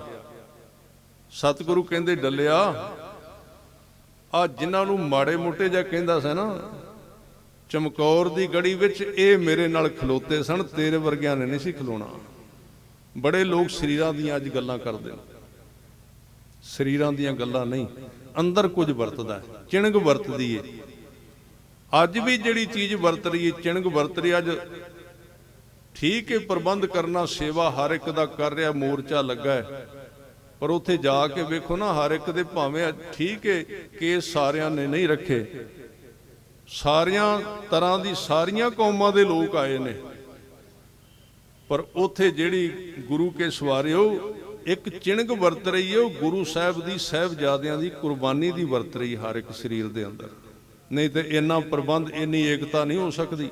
ਚਾਰ ਬੰਦੇ ਹੋਣ ਤੇ ਉਹਨਾਂ ਗੱਡੀਆਂ ਤੋਂ ਲੜ ਪੈਂਦੇ ਲੰਘਾਉਣ ਤੋਂ। ਕੋਈ ਗੁਰੂ ਸਾਹਿਬ ਦੀ ਕਲਾ ਵਰਤ ਰਹੀ ਹੈ। ਤਾਂ ਸਤਿਗੁਰੂ ਆਮ ਮਨੁੱਖ ਨਹੀਂ ਹੈ, ਮੇਰਾ ਇਹ ਵਿਸ਼ਾ ਅੱਜ ਦਾ ਸਿਰਫ ਉਹਦੀ ਇੱਕ ਵਿਸ਼ੇਸ਼ਤਾ ਹੈ। ਸਤਿਗੁਰੂ ਦੇ ਪਿਆਰ ਦੇ ਵਿੱਚ, ਭੰਗਾਣੀ ਦੇ ਯੁੱਧ ਦੇ ਵਿੱਚ ਮੈਂ ਇੱਕ ਗੱਲ ਕੀਤੀ ਸੀ, ਪੂਰੀ ਕਰਦਿਆਂ ਵੀ ਉੱਥੇ ਇਹ ਧਰਮ ਦੀ ਗੱਲ ਹਿੰਦੂ ਸਿੱਖ ਮੁਸਲਮਾਨ ਦੀ ਨਹੀਂ ਹੁੰਦੀ। ਆਪਣਾ ਧਰਮ ਹਰ ਇੱਕ ਨੂੰ ਨਿਭਾਉਣਾ ਚਾਹੀਦਾ, ਆਪਣਾ ਭੇਸ ਰੱਖਣਾ ਚਾਹੀਦਾ, ਇਹ ਗੱਲ ਪੱਕੀ ਹੈ। ਪਰ ਤੁਸੀਂ ਉਹ ਪਹਿਲੇ ਜੰਗ ਵੱਲ ਵੇਖੋ, ਉੱਥੇ ਪੀਰ ਬੁੱਧੂ ਸ਼ਾਹ ਮੁਸਲਮਾਨ ਆਪਣੇ 700 ਮੁਰੀਦ ਵੀ ਲੈ ਕੇ ਆਉਂਦਾ ਪੌਂਟਾ ਸਾਹਿਬ ਦੀ ਧਰਤੀ ਤੇ। ਉੱਥੇ ਸਾਧ ਸੰਗਤ ਜੀ ਦੂਜੇ ਪਾਸੇ ਜਿਨ੍ਹਾਂ ਨੂੰ ਅੱਜ ਅਸੀਂ ਬੜਾ ਭੰਡਦੇ ਹਾਂ, ਉਦਾਸੀਆਂ ਨੂੰ, ਇਤਿਹਾਸ ਪੜ੍ਹਿਆ ਹੋਵੇ ਤੇ ਪਤਾ ਲੱਗੇ ਨਾ ਉਹਦਾ ਨਾਂ ਹੁੰਦਾ ਹੈ। ਠੀਕ ਹੈ ਅਸੀਂ ਉਦਾਸੀ ਨਹੀਂ, ਉਦਾਸੀਆਂ ਦੀ ਆਪਣੀ ਇੱਕ ਸੰਪਰਦਾ ਹੈ, ਉਹ ਉਸ ਢੰਗ ਨਾਲ ਚੱਲਦੇ ਨੇ। ਮੈਂ ਕਈ ਵਾਰੀ ਸੋਚਣਾ ਵੀ ਗੁਰੂ ਸਾਹਿਬ ਦੇ ਇਤਿਹਾਸ ਸਮੇਂ ਕਦੀ ਉਹਨਾਂ ਦੇ ਦੀਵਾਨ ਤੇ ਵੇਖੋ, ਦੀਵਾਨ ਦੇ ਵਿੱਚ ਕਿੰਨੇ ਤਰ੍ਹਾਂ ਦੇ ਲੋਕ ਬੈਠੇ ਹੁੰਦੇ ਸਨ। ਅੱਜ ਤੇ ਅਸੀਂ ਸਾਰਿਆਂ ਨੂੰ ਧੱਕ ਦਿੱਤਾ ਬਾਹਰ, ਆਪਣੇ ਵਿੱਚੋਂ ਗੱਲਾਂ ਕਰ ਕਰਕੇ ਬਾਹਰ ਕੱਢ ਦਿੱਤਾ। ਕਿੰਨੀ ਤਰ੍ਹਾਂ ਦੇ ਰੰਗਾਂ ਦੇ ਮੁਸਲਮਾਨ ਫਕੀਰ ਉੱਥੇ ਗੁਰੂ ਹਰਗੋਬਿੰਦ ਸਾਹਿਬ ਦੇ ਦੀਵਾਨ ਵੇਖੋ, ਜਾਨੀ ਖਾਨ ਵਰਗੇ ਕਈ ਮਤਾਂ ਦੇ ਲੋਕ ਕਿਤੇ ਸਿੱਧ ਆਉਂਦੇ ਨੇ ਵਾਰਤਾ ਕਰਨ ਵਾਸਤੇ, ਗੱਲਬਾਤ ਕਰਦੇ, ਮਹਾਰਾਜ ਚਰਚਾ ਕਰਦੇ, ਗਿਆਨ ਦੀ ਗੱਲ ਕਰਦੇ। ਇਹਨਾਂ ਦੇ ਵਿੱਚ ਉਦਾਸੀ ਸਨ, ਉਦਾਸੀ ਰਹਿ ਰਹੇ ਸਨ। 500 ਉਦਾਸੀ ਰਹਿੰਦਾ ਸੀ ਤੇ 500 ਇਹਨਾਂ ਦੇ ਕੋਲ ਜਿਹੜਾ ਪੀਰ ਬੁੱਧੂ ਸ਼ਾਹ ਨੇ ਔਰੰਗਜ਼ੇਬ ਦਾ ਕੱਢਿਆ ਹੋਇਆ ਸਿਪਾਹੀ ਰਖਾਇਆ ਹੋਇਆ ਸੀ, ਇਹ ਸੀ। ਇਹ ਸਾਰੇ ਬੰਦਿਆਂ ਨੂੰ ਜਦੋਂ ਪਤਾ ਲੱਗਾ ਨਾ ਸਵੇਰੇ ਲੜਾਈ ਹੋਣੀ ਹੈ, ਉਹ 500 ਬੰਦੇ ਵੀ ਭੱਜ ਗਏ ਜਿਹੜੇ ਮੁਸਲਮਾਨ ਸਨ। ਤਾਂ ਪੀਰ ਬੁੱਧੂ ਸ਼ਾਹ ਲੈ ਕੇ ਆਇਆ ਸੀ 700 ਮੁਰੀਦ।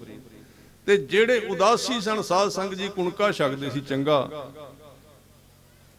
ਤੇ ਇਹ ਵੀ ਇਹਨਾਂ ਨੂੰ ਪਤਾ ਲੱਗਾ ਤੇ ਇਹਨਾਂ ਨੇ, ਕਿਉਂਕਿ ਗੁਰੂ ਤੇ ਭਰੋਸਾ ਕਰਨਾ ਕੋਈ ਸੌਖਾ ਹੈ ਵੀ ਗੁਰੂ ਸਾਹਿਬ ਦੇ ਕੋਲ ਕਿਹੜੀ ਕੋਈ ਸਿੱਖੀ ਸੈਨਾ, ਸਿੱਖ ਹੀ ਨੇ ਨਾ, ਉਹ ਵੀ ਭੱਜ ਗਏ ਰਾਤ ਨੂੰ। ਜਦੋਂ ਯੁੱਧ ਹੋਇਆ ਤੇ ਉੱਥੇ ਇੱਕ ਇਧਰੋਂ ਪੀਰ ਬੁੱਧੂ ਸ਼ਾਹ ਦੇ ਭਰਾ ਇੱਥੇ ਸ਼ਹੀਦ ਹੋਏ, ਪੁੱਤਰ ਸ਼ਹੀਦ ਹੋਏ, ਮੁਰੀਦ ਸ਼ਹੀਦ ਹੋਏ, ਤੇ ਉਧਰੋਂ ਇੱਕ ਉਦਾਸੀਆਂ ਦੇ ਵਿੱਚੋਂ ਕੱਲਾ ਉਹਨਾਂ ਦਾ ਇੱਕ ਜਿਹੜਾ ਉਹਨਾਂ ਦਾ ਮਹੰਤ ਸੀ ਕਿਰਪਾਲ ਦਾਸ, ਉਹਦਾ ਜ਼ਿਕਰ ਆਉਂਦਾ, ਉਹ ਕੱਲਾ ਖਲੋਤਾ, ਬਾਕੀ ਸਾਰੇ ਭੱਜ ਗਏ ਰਾਤੋਂ ਰਾਤ। ਹੁਣ ਇੱਥੇ ਕਈ ਕਹਿੰਦੇ ਇਤਿਹਾਸ ਜੋੜ ਲਿਆ ਜੀ ਬਾਬੇ ਸ੍ਰੀ ਚੰਦ ਨਾਲ, ਵੀ ਦੱਸੋ ਉਹ ਕਿੱਥੋਂ ਆ ਗਿਆ ਸੀ ਕਿਰਪਾਲ ਚੰਦ ਦੇ ਜੋੜਿਆ ਹੋਇਆ। ਤੇ ਜੇ ਗੁਰੂ ਗੋਬਿੰਦ ਸਿੰਘ ਇਹਨਾਂ ਦੇ ਇੰਨੇ ਵਿਰੋਧੀ ਸਨ ਤੇ ਉਹਨੂੰ ਕਹਿੰਦੇ ਬਾਹਰ ਨਿਕਲ ਜਾ, ਮੇਰਾ ਖਾਲਸਾ ਮੈਲਾ ਹੋ ਜਾਂਦਾ ਤੁਹਾਡੇ ਨਾਲ। ਨਹੀਂ ਨਾ ਕਿਹਾ ਉਹਨਾਂ ਨੂੰ, ਉਹਦਾ ਨਾਂ ਲਿਖਿਆ ਵਿੱਚ। ਥੋੜਾ ਜਿਹਾ ਅਸੀਂ ਵਿਚਾਰ ਕਰੀਏ ਵੀ ਆਪਾਂ ਗੁਰੂ ਸਾਹਿਬ ਦੀਆਂ ਬਣਾਈਆਂ ਹੋਈਆਂ ਚੀਜ਼ਾਂ ਨੂੰ ਤੋੜਨ ਦੇ ਪਿੱਛੇ ਕਿਉਂ ਲੱਗ ਗਏ, ਇਹਦਾ ਕੀ ਕਾਰਨ? ਹਾਂ, ਆਪਣਾ ਸਰੂਪ ਨਹੀਂ ਗਵਾਉਣਾ ਅਸੀਂ। ਜਿਹੜਾ ਸਰੂਪ ਗੁਰੂ ਨੇ ਦਿੱਤਾ, 5 ਕਕਾਰਾਂ ਦਾ, ਖਾਲਸੇ ਦਾ ਸਰੂਪ ਹੈ, ਰਹਿਤ ਬਹਿਤ ਹੈ, ਪੰਥ ਦੀ ਰਹਿਤ ਹੈ, ਉਹਨੂੰ ਤੋੜਨ ਦੀ ਕੀ ਲੋੜ ਹੈ?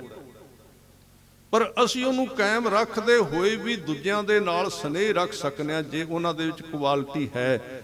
ਹਾਂ, ਚੰਗੇ ਤੇ ਮਾੜੇ ਬੰਦੇ ਸਾਰਿਆਂ ਵਿੱਚ ਹੁੰਦੇ ਨੇ, ਸਾਡੇ ਵਿੱਚ ਵੀ ਮਾੜੇ ਹੈ ਨੇ, ਸਾਰੇ ਚੰਗੇ ਥੋੜੀ ਨੇ, ਹਰ ਇੱਕ ਤਰ੍ਹਾਂ ਦੇ ਲੋਕ ਹੁੰਦੇ। ਦੁਨੀ ਚੰਦ ਵੀ ਤੇ ਭੱਜ ਹੀ ਗਿਆ ਸੀ, ਉਹ ਵੀ ਸਿੱਖਾਂ ਵਿੱਚ ਹੀ ਸੀ। ਤਾਂ ਉੱਥੇ ਜਦੋਂ ਲੜਦੇ ਨੇ ਸਾਧ ਸੰਗਤ ਜੀ ਤੇ ਗੁਰੂ ਸਾਹਿਬ ਨੇ, ਉੱਥੇ ਬਾਅਦ ਵਿੱਚ ਜਦੋਂ ਜੰਗ ਇੱਥੇ ਸਮਾਪਤ ਹੋ ਗਈ ਤੇ ਇੱਥੇ ਵੱਡੇ ਸਾਹਿਬਜ਼ਾਦੇ ਦਾ ਜਨਮ ਹੋਇਆ, ਜਿਨ੍ਹਾਂ ਦਾ ਨਾਮ ਰੱਖਿਆ ਸਤਿਗੁਰੂ ਨੇ। ਪਹਿਲਾ ਜੰਗ ਜਿੱਤਿਆ ਸੀ ਤੇ ਮਹਾਰਾਜ ਨੂੰ ਖਬਰ ਮਿਲੀ ਵੀ ਸਾਹਿਬਜ਼ਾਦੇ ਦਾ ਜਨਮ ਹੋਇਆ। ਉਹਦਾ ਪਾਉਂਟਾ ਸਾਹਿਬ ਦੇ ਵਿੱਚ ਜਦੋਂ ਜਨਮ ਹੁੰਦਾ ਤੇ ਮਹਾਰਾਜ ਕਹਿੰਦੇ ਨਾਂ ਰੱਖੋ ਇਹਦਾ ਅਜੀਤ ਸਿੰਘ। ਇਸ ਕਰਕੇ ਬਾਬਾ ਅਜੀਤ ਸਿੰਘ ਜਦੋਂ ਚਮਕੌਰ ਦੀ ਗੜੀ ਵਿੱਚ ਜੰਗ ਵਿੱਚ ਜਾਂਦੇ ਨੇ ਤੇ ਉਹ ਅੱਲਾ ਯਾਰ ਖਾਂ ਕਹਿੰਦਾ, ਉਹ ਕਹਿੰਦਾ ਨਾਮ ਹੈ ਅਜੀਤ ਮੇਰਾ, ਜੀਤਾ ਨਹੀਂ ਆਊਂਗਾ, ਜੀਤਾ ਗਿਆ ਤੂੰ ਜੀਤਾ ਵਾਪਸ ਨਹੀਂ ਆਊਂਗਾ, ਜੀਤਾ ਨਹੀਂ ਜਾਊਂਗਾ। ਇੱਥੇ ਬਾਬੇ ਅਜੀਤ ਸਿੰਘ ਦਾ ਜਨਮ ਹੁੰਦਾ ਤੇ ਬਾਅਦ ਵਿੱਚ ਜਿੱਥੇ ਗੁਰਦੁਆਰਾ ਸਾਹਿਬ ਦਸਤਾਰ ਸਾਹਿਬ ਹੈ, ਇੱਥੇ ਮਹਾਰਾਜ ਜੰਗ ਦੀ ਸਮਾਪਤੀ ਤੋਂ ਬਾਅਦ ਕੰਘਾ ਕਰ ਰਹੇ ਸੀ ਤੇ ਬਾਹਰੋਂ ਸਾਧ ਸੰਗਤ ਜੀ ਪੀਰ ਬੁੱਧੂ ਸ਼ਾਹ ਆਪਣੇ ਸੇਵਕਾਂ ਦੇ ਨਾਲ ਆਉਂਦੇ ਨੇ। ਅੱਗੇ ਸੇਵਕ ਖੜੇ ਸੀ, ਉਹਨਾਂ ਨੇ ਰੋਕਿਆ ਤੇ ਮਹਾਰਾਜ ਨੂੰ ਅੰਦਰ ਖਬਰ ਦਿੱਤੀ ਕਿ ਪੀਰ ਜੀ ਮਿਲਣ ਵਾਸਤੇ ਆਏ। ਵੈਸੇ ਗੁਰੂ ਸਾਹਿਬ ਦੇ ਕੇਸਾਂ ਦੇ ਦਰਸ਼ਨ ਕਿਸੇ ਨਹੀਂ ਸਨ ਕੀਤੇ, ਆਮ ਜਿਹੜੇ ਹਜੂਰੀ ਸਿੱਖ ਸਨ ਉਹ ਹੀ ਕਰਦੇ। ਮਹਾਰਾਜ ਕੇਸ ਢੱਕ ਕੇ ਰੱਖਦੇ ਹੁੰਦੇ ਸੀ, ਜਦੋਂ ਹਰੇ ਵੀ ਕਰਦੇ ਸੀ ਉਦੋਂ ਵੀ ਕੇਸ ਢੱਕ ਕੇ ਰੱਖਦੇ ਸੀ। ਸਤਿਗੁਰਾਂ ਨੇ ਕਿਹਾ ਕੋਈ ਗੱਲ ਨਹੀਂ, ਇਹ ਫਕੀਰ ਜਿਹੜਾ ਰੱਬ ਰਸੀਦ ਹੈ, ਰੱਬ ਦੇ ਪਿਆਰ ਨਾਲ ਭੇਜਾ, ਆਉਣ ਦਿਓ, ਇਹਦੇ ਨਾਲ ਕੋਈ ਗੱਲ ਨਹੀਂ, ਸਾਡੇ ਕੇਸ ਵੇਖ ਲੈਗਾ, ਕੋਈ ਗੱਲ ਨਹੀਂ। ਕਿਉਂਕਿ ਜਿਹੜੀਆਂ ਰਵਾਇਤਾਂ, ਕੁਝ ਗੱਲਾਂ ਰਵਾਇਤਾਂ ਦੀਆਂ ਨੇ ਜਿਹੜੀਆਂ ਪਿਆਰ ਵਾਲਿਆਂ ਨੇ ਅੱਗੇ ਸੀਨੇ ਬਸੀਨੇ ਸੁਣਾਈਆਂ ਕਿ ਮਹਾਰਾਜ ਦੇ ਜਿਹੜੇ ਕੇਸ ਸੀ ਨਾ ਕਲਗੀਧਰ ਪਾਤਸ਼ਾਹ ਦੇ, ਜਦੋਂ ਹਰੇ ਕਰਦੇ ਸੀ ਯਾਨੀ ਸੁਕਾਉਂਦੇ ਆਪਾਂ ਕਹਿੰਦੇ ਆ, ਤੇ ਪਿਛਾਂ ਸਿੱਟਦੇ ਸੀ ਤੇ ਪਿੰਨੀਆਂ ਤੱਕ ਆਉਂਦੇ ਸੀ। ਮਹਾਰਾਜ ਦੇ ਕੇਸ ਇੰਨੇ ਲੰਬੇ ਸੀ ਤੇ ਸੂਰਜ ਦੇ ਚੜ੍ਹਨ ਤੋਂ ਪਹਿਲਾਂ ਪਹਿਲਾਂ ਹਰੇ ਕਰਕੇ ਮਹਾਰਾਜ ਜਿਹੜੇ ਕੇਸ ਸੀ ਸਾਂਭ ਲੈਂਦੇ ਸੀ। ਸਤਿਗੁਰੂ ਕੇਸ ਕਰਕੇ ਕੰਘਾ ਫੜਿਆ ਹੋਇਆ, ਪੀਰ ਜੀ ਅੰਦਰ ਆਏ। ਸਤਿਗੁਰੂ ਲੋਕ ਪਰਲੋਕ ਦੇ ਵਾਲੀ ਕਹਿੰਦੇ ਨੇ, ਫਕੀਰ ਜੀ ਤੁਸੀਂ ਬਹੁਤ ਕੁਰਬਾਨੀ ਕੀਤੀ। ਠੀਕ ਹੈ, ਅੱਜ ਟਾਈਮ ਦੇ ਵਿੱਚ ਮੈਂ ਲਾਲਾਂ ਦੀ ਗੱਲ ਨਹੀਂ ਤੁਹਾਡੇ ਨਾਲ ਸੁਣਾ ਸਕਿਆ, ਉਹ ਢਾਡੀ ਸਿੰਘ ਨੇ, ਕਵੀਸ਼ਰ ਸਿੰਘ ਨੇ ਤੁਹਾਡੇ ਨਾਲ ਸੁਣਾਉਣਗੇ। ਪਰ ਗੁਰੂ ਸਾਹਿਬ ਦੇ ਨਾਲ ਵੇਖੋ ਲੋਕ ਪਿਆਰ ਕਿੰਨਾ ਕਰਦੇ ਸਨ। ਗੁਰੂ ਸਾਹਿਬ ਤੋਂ ਆਪਣੇ ਪੁੱਤਰ, ਭਰਾ ਤੇ ਪਰਿਵਾਰ ਵਾਰ ਸੁੱਟੇ ਨੇ। ਜਦੋਂ ਅੰਦਰ ਆਏ ਤੇ ਪੀਰ ਜੀ ਅੱਗੇ ਬੈਠ ਗਏ ਤੇ ਮਹਾਰਾਜ ਕਹਿੰਦੇ, ਪੀਰ ਜੀ ਤੁਸੀਂ ਬੜੀ ਸੇਵਾ ਕੀਤੀ ਹੈ, ਦੱਸੋ ਕੀ ਚਾਹੀਦਾ ਹੈ। ਲੋਕ ਪਰਲੋਕ ਦੀ ਕੋਈ ਵੀ ਦਾਤ, ਅੱਗੇ ਸਿਰ ਝੁਕ ਗਿਆ ਪੀਰ ਬੁੱਧੂ ਸ਼ਾਹ ਦਾ। ਕਹਿਣ ਲੱਗਾ ਮਹਾਰਾਜ ਕੁਝ ਨਹੀਂ ਚਾਹੀਦਾ, ਤੁਹਾਡਾ ਦਿੱਤਾ ਬਹੁਤ ਕੁਝ, ਅੰਦਰ ਵੀ ਭੰਡਾਰੇ ਭਰੇ ਪਏ ਨੇ ਤੇ ਬਾਹਰ ਵੀ ਭਰੇ ਪਏ। ਜੇ ਆਪ ਜੀ ਤੁੱਠੇ ਹੋ ਤੇ ਆ ਕੰਘਾ ਦੇ ਦਿਓ। ਸਤਿਗੁਰੂ ਨੇ ਕੰਘਾ, ਵੈਸੇ ਕਕਾਰ ਹੈ, ਮਹਾਰਾਜ ਨੇ ਕੰਘੇ ਦੇ ਵਿੱਚੋਂ ਜਦੋਂ ਕੇਸ ਕੱਢਣ ਲੱਗੇ ਨਾ ਤੇ ਫਕੀਰ ਨੇ ਪਿਆਰ ਨਾਲ ਹੱਥ ਫੜ ਲਿਆ। ਕਹਿੰਦੇ ਮਹਾਰਾਜ ਇਹ ਕੇਸ ਮੈਨੂੰ ਤੁਹਾਡੇ ਬਹੁਤ ਪਿਆਰੇ ਲੱਗਦੇ, ਮੈਂ ਕੇਸਾ ਕਰਕੇ ਕੰਘਾ ਮੰਗਿਆ, ਕੇਸ ਨਾ ਕੱਢੋ। ਵੇਖੋ ਗੁਰੂ ਕੇ ਸਿੱਖੋ, ਉਹ ਗੁਰੂ ਦੇ ਕੇਸਾਂ ਨੂੰ ਤੇ ਮੁਸਲਮਾਨ ਵੀ ਪਿਆਰ ਕਰਦੇ ਸਨ, ਆਪਾਂ ਸਿੱਖ ਹੋ ਕੇ ਗਵਾਈ ਜਾਂਦੇ ਗਲੀ ਨਾਲੀਆਂ ਦੇ ਵਿੱਚ। ਕਦੀ ਖਿਆਲ ਕਰਿਓ, ਅੱਜ ਆਇਓ ਸਾਹਿਬਜ਼ਾਦਿਆਂ ਦੇ ਜੋੜ ਮੇਲੇ ਦੇ ਉੱਤੇ, ਕੁਝ ਨਾ ਕੁਝ ਇੱਥੋਂ ਲੈ ਕੇ ਜਾਣਾ ਚਾਹੀਦਾ ਹੈ ਵੀ ਜਿਸ ਕੁਰਬਾਨੀ ਵਾਸਤੇ, ਜਿਹਦੇ ਵਾਸਤੇ ਉਹਨਾਂ ਕੁਰਬਾਨੀ ਕੀਤੀ, ਮੈਂ ਆਪਣੇ ਜੀਵਨ ਵਿੱਚ ਉਹ ਕਰਨੀ ਹੈ। ਕੇਸ ਸਮੇਤ ਕੰਘਾ ਤੇ ਗੁਰੂ ਸਾਹਿਬ ਨੇ ਅੱਧੀ ਦਸਤਾਰ ਦਿੱਤੀ ਹੈ ਪੀਰ ਬੁੱਧੂ ਸ਼ਾਹ ਨੂੰ। ਮੈਂ ਕਈ ਵਾਰੀ ਸੋਚਦਾ, ਦਸਤਾਰ ਤੇ ਗੁਰੂ ਉਹਨੂੰ ਦਿੰਦਾ ਹੈ ਜਿਹਨੂੰ ਆਪਣਾ ਜਾਨਸ਼ੀਨ ਥਾਪਦਾ, ਆਪਣੀ ਗੱਦੀ ਤੇ ਬਿਠਾਉਂਦਾ। ਪਰ ਪਿਆਰ ਦੀ ਗੱਲ ਹੈ, ਜਿਹਦੇ ਨਾਲ ਪਿਆਰ ਹੋਵੇ ਗੁਰੂ ਉਹਨੂੰ ਆਪਣੀ ਦਸਤਾਰ ਵੀ ਦੇਣ ਵਾਸਤੇ ਤਿਆਰ ਹੈ। ਸਤਿਗੁਰੂ ਨੇ ਦਸਤਾਰ ਦਿੱਤੀ ਤੇ ਬਹੁਤ ਲੋਕ ਪਰਲੋਕ ਦੀਆਂ ਨਿਆਮਤਾਂ ਦਿੱਤੀਆਂ, ਬਖਸ਼ਾਂ ਦੇ ਕੇ ਤੋਰਿਆ। ਤਾਂ ਜਿਹੜੀ ਗੱਲ ਸੀ ਉਹਨੂੰ ਮੈਂ ਸੰਪੂਰਨ ਕਰਕੇ ਸਮਾਪਤੀ ਦੇ ਨੇੜੇ ਆਵਾਂ ਕਿ ਇਹ ਜਿਹੜੀਆਂ ਕੁਰਬਾਨੀਆਂ ਹੋਈਆਂ, ਜੋ ਕਿਲਾ ਛੱਡਿਆ ਮਹਾਰਾਜ ਸਾਹਿਬ ਨੇ, ਇਹਦੇ ਪਿੱਛੇ ਇੱਕ ਸੰਤ ਦੀ ਤਪੱਸਿਆ ਕੰਮ ਕਰ ਰਹੀ ਸੀ। ਗੁਰੂ ਤੇਗ ਬਹਾਦਰ ਸਾਹਿਬ ਜੀ ਦਾ ਉਹ ਤਪ ਸੀ ਜਿਹੜਾ, ਸ਼ਬਦ ਦੀ ਕਮਾਈ ਜਿਹੜੀ ਸੀ, ਔਰ ਗੁਰੂ ਸਾਹਿਬ ਦੀ ਆਪਣੀ ਜਿਹੜੀ ਕਮਾਈ ਸੀ, ਬਾਹਰ ਮਹਾਰਾਜ ਇਹਦੇ ਵਾਸਤੇ ਖੇਡ ਰਹੇ ਸਨ। ਔਰ ਲੋਕਾਂ ਨੂੰ ਕਿਹਾ ਸੀ, ਮੈਂ ਹੂੰ ਪਰਮ ਪੁਰਖ ਕੋ ਦਾਸਾ, ਦੇਖਣ ਆਇਓ ਜਗਤ ਤਮਾਸ਼ਾ। ਇਹ ਦੁਨੀਆ ਦੀ ਖੇਡ ਹੈ, ਦੁਨੀਆ ਦਾ ਤਮਾਸ਼ਾ ਹੈ। ਸਤਿਗੁਰੂ ਨੇ ਜਦੋਂ ਸਰਸਾ ਨਦੀ ਦੇ ਕਿਨਾਰੇ ਤੇ ਆਏ, ਉੱਥੇ ਬੜੀ ਭਾਰੀ ਜੰਗ ਹੁੰਦੀ ਹੈ। ਛੋਟੇ ਸਾਹਿਬਜ਼ਾਦੇ ਇੱਕ ਪਾਸੇ ਨੂੰ ਨਿਕਲ ਜਾਂਦੇ ਨੇ। ਸਿੰਘਾਂ ਨੇ ਉੱਥੇ ਸਾਹਿਬਜ਼ਾਦਿਆਂ ਨੂੰ ਬਹੁਤ ਲੱਭਿਆ, ਜਦੋਂ ਨਹੀਂ ਮਿਲੇ ਤੇ ਸਿੰਘ ਆ ਕੇ ਕਹਿੰਦੇ, ਸੱਚੇ ਪਾਤਸ਼ਾਹ ਆਪ ਜੀ ਸਮਰੱਥ ਹੋ, ਨਜ਼ਰ ਮਾਰ ਕੇ ਵੇਖੋ ਸਾਹਿਬਜ਼ਾਦੇ ਕਿੱਧਰ ਚਲੇ ਗਏ ਨੇ। ਉੱਥੇ ਬੜੀ ਸੋਹਣੀ ਕਵਿਤਾ ਉਹਨੇ ਲਿਖੀ ਹੈ, ਲਖ ਤੇ ਜਿਗਰ ਜਿਸ ਦਮ ਹਜੂਰ ਕੇ ਵਿਛੜ ਗਏ। ਛੋਟੇ ਲਾਲ ਜਦੋਂ ਵਿਛੋੜਾ ਪੈ ਗਿਆ ਸੀ, ਲਖ ਤੇ ਜਿਗਰ ਜਿਸ ਦਮ ਹਜੂਰ ਕੇ ਵਿਛੜ ਗਏ, ਪਾਉ ਵਹੀ ਵਫੂਰ ਮੁਹੱਬਤ ਮੇ ਗੜ ਗਏ। ਉੱਥੇ ਅਕਾਲ ਪੁਰਖ ਦੇ ਪਿਆਰ ਵਿੱਚ, ਗੁਰੂ ਸਾਹਿਬ ਦੇ ਪਿਆਰ ਤੇ ਸਿੱਖਾਂ ਦੇ ਪੈਰ ਉੱਥੇ ਹੀ ਰੁਕ ਗਏ। ਕਹਿੰਦੇ ਸਾਹਿਬਜ਼ਾਦਿਆਂ ਤੋਂ ਬਿਨਾਂ ਅੱਗੇ ਨਹੀਂ ਜਾਣਾ। ਪਾਉ ਵਹੀ ਵਫੂਰ ਮੁਹੱਬਤ ਮੇ ਗੜ ਗਏ, ਫੌਰਨ ਮਰਾਕਬੇ ਮੇ ਗਏ ਪੀਰੇ ਖੁਸ਼ ਖਿਸਾਲ। ਉਸੇ ਵੇਲੇ ਧਿਆਨ ਦਿਓ, ਇੱਧਰ ਦਿਓ। ਵੈਸੇ ਇੱਥੇ ਕੰਮ ਕਰਨ ਵਾਲਾ ਥਾਂ ਹੈ ਨਹੀਂ ਜਿੱਥੇ ਉਹ ਕਰੀ ਜਾਂਦਾ, ਇਹ ਬਾਹਰ ਕਿਤੇ ਜਾ ਕੇ ਕਿਸੇ ਕੋਨੇ ਵਿੱਚ ਹੁੰਦਾ ਹੈ। ਉਸ ਵੇਲੇ ਕਹਿੰਦੇ ਫੌਰਨ ਮਰਾਕਬੇ ਮੇ ਗਏ ਪੀਰੇ ਖੁਸ਼ ਖਿਸਾਲ। ਇਹ ਬੜਾ ਭਾਵਨਾ ਵਾਲਾ ਕਵੀ ਹੋਇਆ ਮੁਸਲਮਾਨ। ਫੌਰਨ ਉਸੇ ਵੇਲੇ, ਮਰਾਕਬੇ ਕਹਿੰਦੇ ਸਮਾਧੀ ਦੇ ਵਿੱਚ, ਪੀਰੇ ਖੁਸ਼ ਖਿਸਾਲ, ਖੁਸ਼ ਤਬੀਅਤ ਰਹਿਣ ਵਾਲੇ ਪੀਰ ਗੁਰੂ ਗੋਬਿੰਦ ਸਿੰਘ ਮਹਾਰਾਜ। 14 ਤਬਕ ਕਾ ਕਰ ਲਿਆ ਮਾਲੂਮ ਪਲ ਮੇ ਹਾਲ। 14 ਤਬਕਾਂ ਦੇ ਵਿੱਚ ਕੀ ਹੋ ਰਿਹਾ ਅੰਦਰਲੀ ਨਜ਼ਰ ਨਾਲ ਵੇਖਿਆ ਗੁਰੂ ਨੇ। ਫਿਰ ਅੱਖਾਂ ਖੋਲੀਆਂ ਤੇ ਸਿੱਖ ਖੜੇ ਸਨ। ਬੋਲੇ ਜਾਨ ਇਸਾਰੋਂ ਸੇ ਕਿਉਂ ਹੋਤੇ ਹੋ ਨਿਢਾਲ। ਸਿੱਖ ਸਾਹਿਬਜ਼ਾਦੇ ਕਿਉਂਕਿ ਛੋਟੇ ਬੱਚੇ ਸਨ ਨਾ, ਜਾਨ ਇਸਾਰੋ, ਜਾਨ ਵਾਰਨ ਵਾਲਿਆਂ ਵੱਲ ਵੇਖ ਕੇ ਕਹਿੰਦੇ, ਬੋਲੇ ਜਾਨ ਇਸਾਰੋਂ ਸੇ ਕਿਉਂ ਹੋਤੇ ਹੋ ਨਿਢਾਲ। ਕਿਉਂ ਐਵੇਂ ਉਦਾਸ ਹੁੰਦੇ ਹੋ, ਅਸੀਂ ਵੇਖ ਲਿਆ। ਮਹਾਰਾਜ ਕਿੱਧਰ ਗਏ ਨੇ ਲਾਲ। ਕਹਿੰਦੇ ਦਾਦੀ ਕੇ ਸਾਥ ਚੱਲ ਦੀਏ ਕੁਰਬਾਨ ਹੋਣੇ ਲਾਲ। ਉਹ ਦਾਦੀ ਦੇ ਨਾਲ ਚਲੇ ਗਏ ਨੇ, ਤੁਸੀਂ ਅੱਗੇ ਤੁਰੋ। ਉਧਰ ਸਾਹਿਬਜ਼ਾਦੇ ਗਏ ਨੇ। ਤੇ ਸਾਧ ਸੰਗਤ ਜੀ, ਇੱਥੇ ਕਮਰਦੀਨ ਜਿਹੜਾ ਸੀ ਮਾਸ਼ਕੀ, ਉਹਦੀ ਝੁੱਗੀ ਦੇ ਵਿੱਚ ਰਾਤ ਕੱਟੀ ਹੈ। ਫਿਰ ਇਹਦੇ ਤੋਂ ਅੱਗੇ ਗੰਗੂ ਦੇ ਘਰ, ਮੁਰਿੰਡੇ, ਇਸ ਤਰ੍ਹਾਂ ਲੰਘਦਿਆਂ ਇਹਨਾਂ ਛੋਟੇ ਬਾਬਿਆਂ ਨੇ ਉਹ ਮਿਸਾਲ ਕਾਇਮ ਕੀਤੀ ਹੈ, ਜੋ ਤੁਸੀਂ ਅਗਲੇਰੇ ਸਮੇਂ ਦੇ ਵਿੱਚ ਇਤਿਹਾਸ ਦੇ ਵਿੱਚੋਂ ਸਰਵਣ ਕਰੋਗੇ। ਸੋ ਇਹ ਸ਼ਹਾਦਤਾਂ ਜਿਹੜੀਆਂ ਨੇ ਸਦਾ ਸਾਨੂੰ ਹਰ ਦਮ ਯਾਦ ਰੱਖਣੀਆਂ ਚਾਹੀਦੀਆਂ ਨੇ। ਕਿਸੇ ਕੌਮ ਦੇ ਕੋਲ ਏਡੀ ਵੱਡੀ, ਏਡਾ ਵਿਰਸਾ ਨਹੀਂ, ਏਡੀ ਵਿਰਾਸਤ ਨਹੀਂ। ਸੋ ਸਾਲਾਨਾ ਕਾਰ ਸੇਵਾ ਵਾਲੇ ਮਹਾਂਪੁਰਸ਼ ਬਾਬਾ ਸੁਲੱਖਣ ਸਿੰਘ ਜੀ, ਹੋਰ ਉਹਨਾਂ ਦੇ ਨਾਲ ਦੇ ਸਾਥੀ ਸਾਰੇ ਮਿਲ ਕੇ ਇੱਥੇ ਉਪਰਾਲਾ ਕਰਦੇ ਨੇ। ਸਾਲਾਨਾ ਪਿਛਲੇ ਸਾਲ ਵੀ ਗੱਲ ਹੋਈ ਸੀ, ਉਦੋਂ ਆਇਆ ਨਹੀਂ ਗਿਆ। ਇਸ ਸਾਲ ਸਮਾਂ ਬਣ ਗਿਆ। ਸੋ ਇਹਨਾਂ ਦਾ ਧੰਨਵਾਦ ਸਾਰਿਆਂ ਦਾ ਬਹੁਤ, ਜਿਨ੍ਹਾਂ ਨੇ ਆਪ ਸੰਗਤ ਦੇ ਦਰਸ਼ਨ ਕਰਾਏ ਨੇ। ਸਾਹਿਬਜ਼ਾਦਿਆਂ ਦੀ ਯਾਦ ਵਿੱਚ ਵੈਸੇ ਲਗਾਤਾਰ ਸਮਾਗਮ ਚੱਲ ਹੀ ਰਹੇ ਨੇ, ਕਈ ਦਿਨਾਂ ਤੋਂ ਅੱਗੇ ਵੀ ਚੱਲੀ ਜਾ ਰਹੇ ਨੇ। ਔਰ ਦਾਸ ਦਾ ਵੀ ਨਗਰ ਇੱਥੇ ਹਾਵੜੀ, ਗਿਆਨੀ ਜੀ ਨੇ ਤੁਹਾਨੂੰ ਦੱਸਿਆ, ਉੱਥੇ ਸਮਾਗਮ ਪਹਿਲਾਂ ਦਸੰਬਰ ਵਿੱਚ ਹੁੰਦਾ ਸੀ, ਤੁਸੀਂ ਜਾਂਦੇ ਹੋ ਆਮ। ਇਸ ਵਾਰੀ ਉਹਨੂੰ ਅੱਗੇ ਕਰਕੇ ਮਾਰਚ ਵਿੱਚ ਕਰ ਦਿੱਤਾ ਗਿਆ। 26, 27 ਤੇ 28 ਮਾਰਚ ਦਾ ਹੈ। ਇਹ 3 ਦਿਨ ਹੋਣਾ। ਇਹਦੇ ਵਿੱਚ ਕਥਾਵਾਚਕ ਸਿੰਘ, ਦਰਬਾਰ ਸਾਹਿਬ ਦੇ ਰਾਗੀ ਸਿੰਘ ਤੇ ਢਾਡੀ ਸਿੰਘ ਤਿੰਨੇ ਦਿਨ ਹਾਜ਼ਰੀਆਂ ਭਰਨਗੇ। ਸੋ ਉਹ ਵੀ ਖਿਆਲ ਵਿੱਚ ਰੱਖਣਾ, ਭਾਵੇਂ ਅਜੇ ਦੂਰ ਹੈ। ਸੋ ਆਪ ਸਾਰਿਆਂ ਦਾ ਬਹੁਤ ਬਹੁਤ ਧੰਨਵਾਦ। ਭੁੱਲਾਂ ਚੁੱਕਾਂ ਦੀ ਖਿਮਾ। ਔਰ ਭਾਈ ਮਨਜੀਤ ਸਿੰਘ ਜੀ ਜਿਹੜੇ ਅੰਮ੍ਰਿਤ ਛਕਣ ਦੀ ਬੇਨਤੀ ਕਰਦੇ, ਉਹ ਮੇਰੇ ਕੰਨ ਵਿੱਚ ਕਹਿ ਗਏ ਸੀ ਵੀ ਉਹ ਖੜੇ ਨੇ, ਉਹ ਕਹਿੰਦੇ ਵੀ ਸੰਗਤ ਨੂੰ ਬੇਨਤੀ ਕਰਿਓ ਵੀ ਜ਼ਰੂਰ ਭਾਈ ਅੰਮ੍ਰਿਤ ਦੀ ਦਾਤ ਜਿਨ੍ਹਾਂ ਨੇ ਅਜੇ ਤੱਕ ਨਹੀਂ ਪ੍ਰਾਪਤ ਕੀਤੀ, ਉੱਥੇ ਨਾਂ ਲਿਖਾ ਕੇ ਤੇ ਅੰਮ੍ਰਿਤ ਦੀ ਦਾਤ ਪ੍ਰਾਪਤ ਕਰੋ।